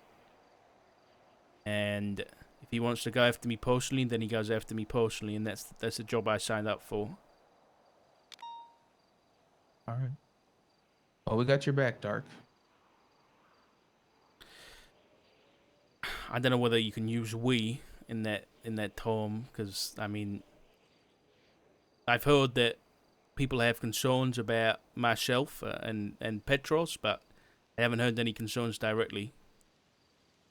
Well, at least with O'Shea, I know Snoopy finally spoke with O'Shea yesterday on whatever he was concerned about.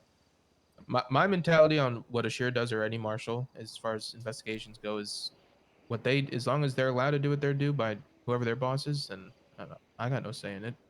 And as long as it's not hindering any overall investigation, if Ashira wants to go up to the lighthouse and speak with someone, or just stand there, or do whatever she does, and as long as you're cool with it, you're her boss. I Yeah, I got gave no. her the thumbs up. So, I mean, she knows the risks. She knows what she can get into, and I mean, she's sick already. So, Yeah. I mean, I can see where Snoopy might be frustrated. I don't, because he just maybe just starts theorizing, like, well, what's she doing up there? What's she saying? Who's she talking to? Da da da da. And all right, but this is my issue. Is we're looking at a plague that could wipe out our island and everybody in yeah, it. Why are we questioning each other? yeah. Why would I mean, anybody hold anything back in a situation like this? I think that's the hysteria Snoopy keeps referring to, which he's succumbed to. Yeah, I think anything like that needs to be put aside. And the moment we start questioning each other about what we're doing, the moment that we're going to fail. Yeah. So we need to focus on the task at hand, which is putting a stop to this and keeping everybody safe. And stop squabbling about silly little things like that. Yeah. Snoopy was talking with Princess Elena, and they've theorized that whatever the plague is hasn't even come into full effect. It's like what he's done now is just to cause a mass hysteria. I And completely then, agree. do you know about Wayne Freeman's sewer event that's in 2 days? No, what? Yeah, he's been advertising a massive fight club with like monetary prizes and stuff. That's gonna be on the 21st down in the sewers. 21st day in the shores. Alright. Well, that's gonna go terribly. I mean, that literally just sounds like him working for Dr. Smith and getting as many people down there as he can. Yeah. I mean, that's what he was doing. Wayne was doing at the lighthouse was, convincing people to go to the sewers with him and then bring them to Dr. Isaac. I mean, at that point, we're talking about, accomplice to whatever the fuck Isaac's doing down there. I mean, reckless endangerment at a minimum. This is the issue, is that we can slap charges on these people, but it's not going to stop them from doing what they're doing. Yeah. Okay, you said that's the 24th, so that's in 2 days? Yeah, if he twats out about it again, I'll document it. I've been seeing it longer than I've known that this plague stuff's been going on. Yeah. Oh, I might be... He twatted out about it he did? 11 hours ago. 3 days, 300K fight tourney and plushie hunt. Trophy awarded in first pit champ. Free entry. Call to sign up.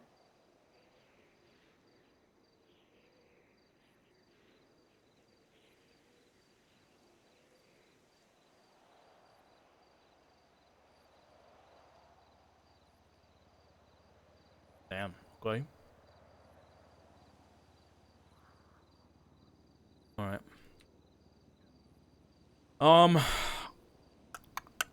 Alright, I'm heading off doing soon, but listen, Bruce, if anyone has any issues with myself or any marshals, please have them talk to me and we can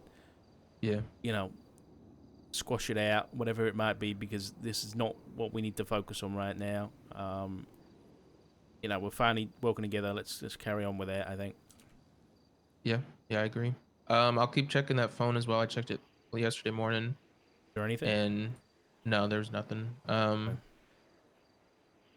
If I see Snow, I'll try and see if he'll speak with me. I sent him a text when we saw him going to the lighthouse, but I didn't get anything back from him. I might have to call him directly. I know Snow's very over, everybody. Yeah. Going to the lighthouse, so. Okay. I'll get this interrogation written up and put in the report ASAP. It might be a few hours though, depending on what I have to do. All right, thank you, Dark. All right, take it easy, Bruce. All right, you be safe. I'm stuck in reverse. There we go.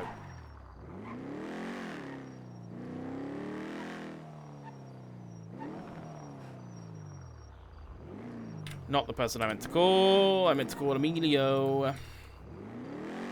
Honestly, I think I'll say it afterwards. So. Hey, what's going on?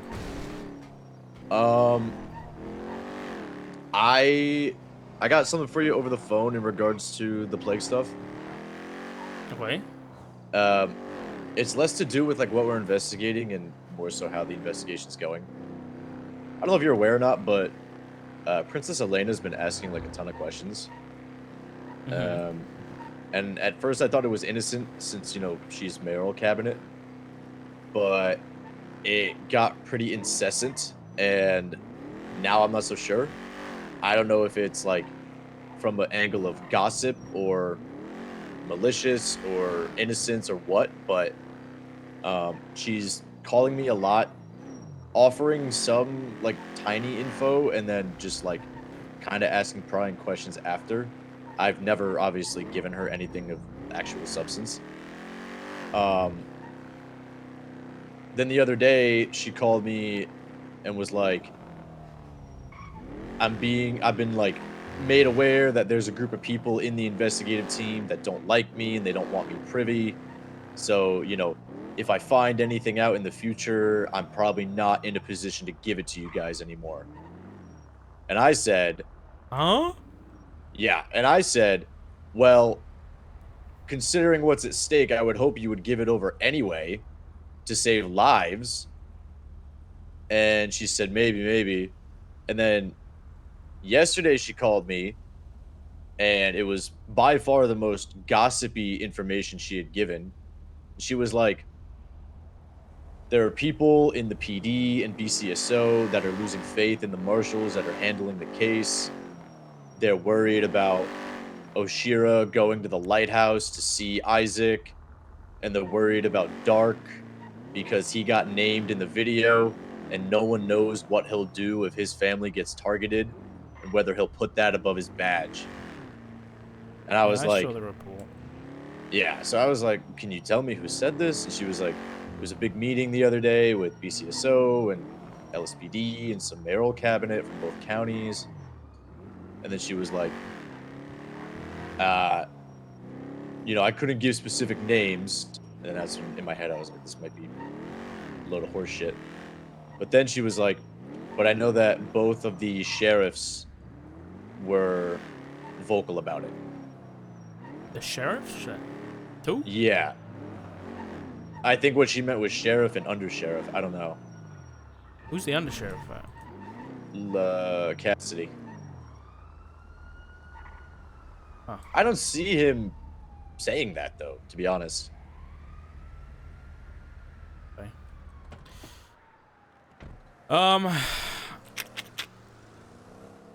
So yeah, the other day I she saw was the like, report and yeah, I just spoke to Bruce and I kind of, not necessarily confronted him about it, but Bruce asked me about stuff with my family, so I think there has been concerns. Apparently Snoopy is questioning Oshira being at the lighthouse, which she has full permission to do from me. She's doing her I knew that. investigation. She's trying to get whatever info she can because she has a basic relationship with, or some kind of relationship with Pestilence. They're on talking terms at least, right? And I just said it. I said it straight up to Bruce. I was like, why are we worrying about what other people are going to do or doing in our own departments instead of focusing on the fact that there is a plague that could wipe out our whole state? And that's what we're worried about right now. We've got to have a little bit of trust for each other if we're going to have any success here. And so what I'm going to do is I'm going to go speak to the sheriff later on and just be like, listen, if this is, I'll ask her if that kind of stuff was said and questions were being brought up about the marshals. And if it's accurate, then I'll put a stop to it, because if she's fostering the type of environment where openly discussing the possibility that members of other departments are gonna act against the good intentions of the state, then that is not what I'm gonna let continue to happen. So yeah, listen, I agree. I think it's a sound plan. leave it with me. I'll make sure it's sorted. In terms of Princess Elena, keep doing what you're doing. Don't give her nothing. I'm gonna talk to her too and say that she's got to cut it out.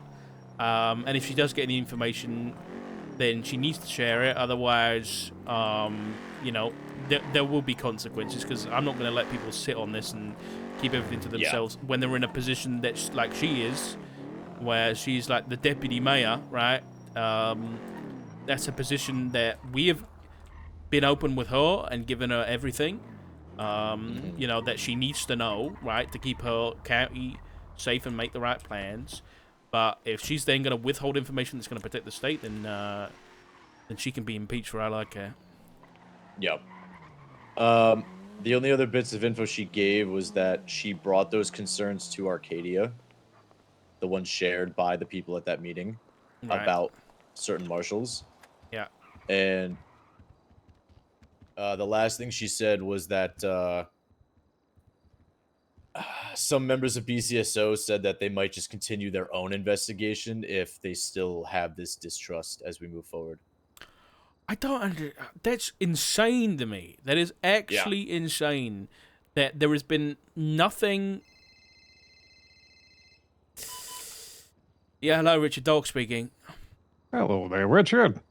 Oh, hello, Bailey. Ah, there. Do you have just a few moments? I was reading over the report of your kidnapping with Reed and Mr. McGregor. Yeah. What can I help you with that? Do you know if DNA was ever swabbed for the weapon that he gave you? I completely stayed out of the investigation process, so I don't know anything. Alrighty. Alrighty. And Mr. Chris Peters, is this person known to you? Chris Peters, yes, he is. He's a marshal applicant. Alrighty. Do you have a contact for this individual by chance? Should do. Give me a sec. Yeah, it's going to be 420 078 3847. 3847, yes? Yep, that's correct. Let me just read that back for you. 420-078-3847. Yep, that's correct. Alrighty. Go ahead and make note of that. They would just support your statement as to what happened at Mosley's. But anyway, alrighty. I'll take a look at a few things further. I've shot an email back to Mr. King and have a few more discussions. So I might have a few more questions for you eventually at some point as well. Okay. All right. Thank you very much. Bailey. Uh-huh. Yeah, Bye-bye. sorry that happened to you. It's all right, mate. Well, it's not quite all right. And let's hope that. Listen, all I'm asking for is people to look into it, but I don't know how much that's happened. So, Well, enough that I've been contacted about it. yeah, that's true. All right. Thank you, John. Yep, of course. You Bye-bye. take care.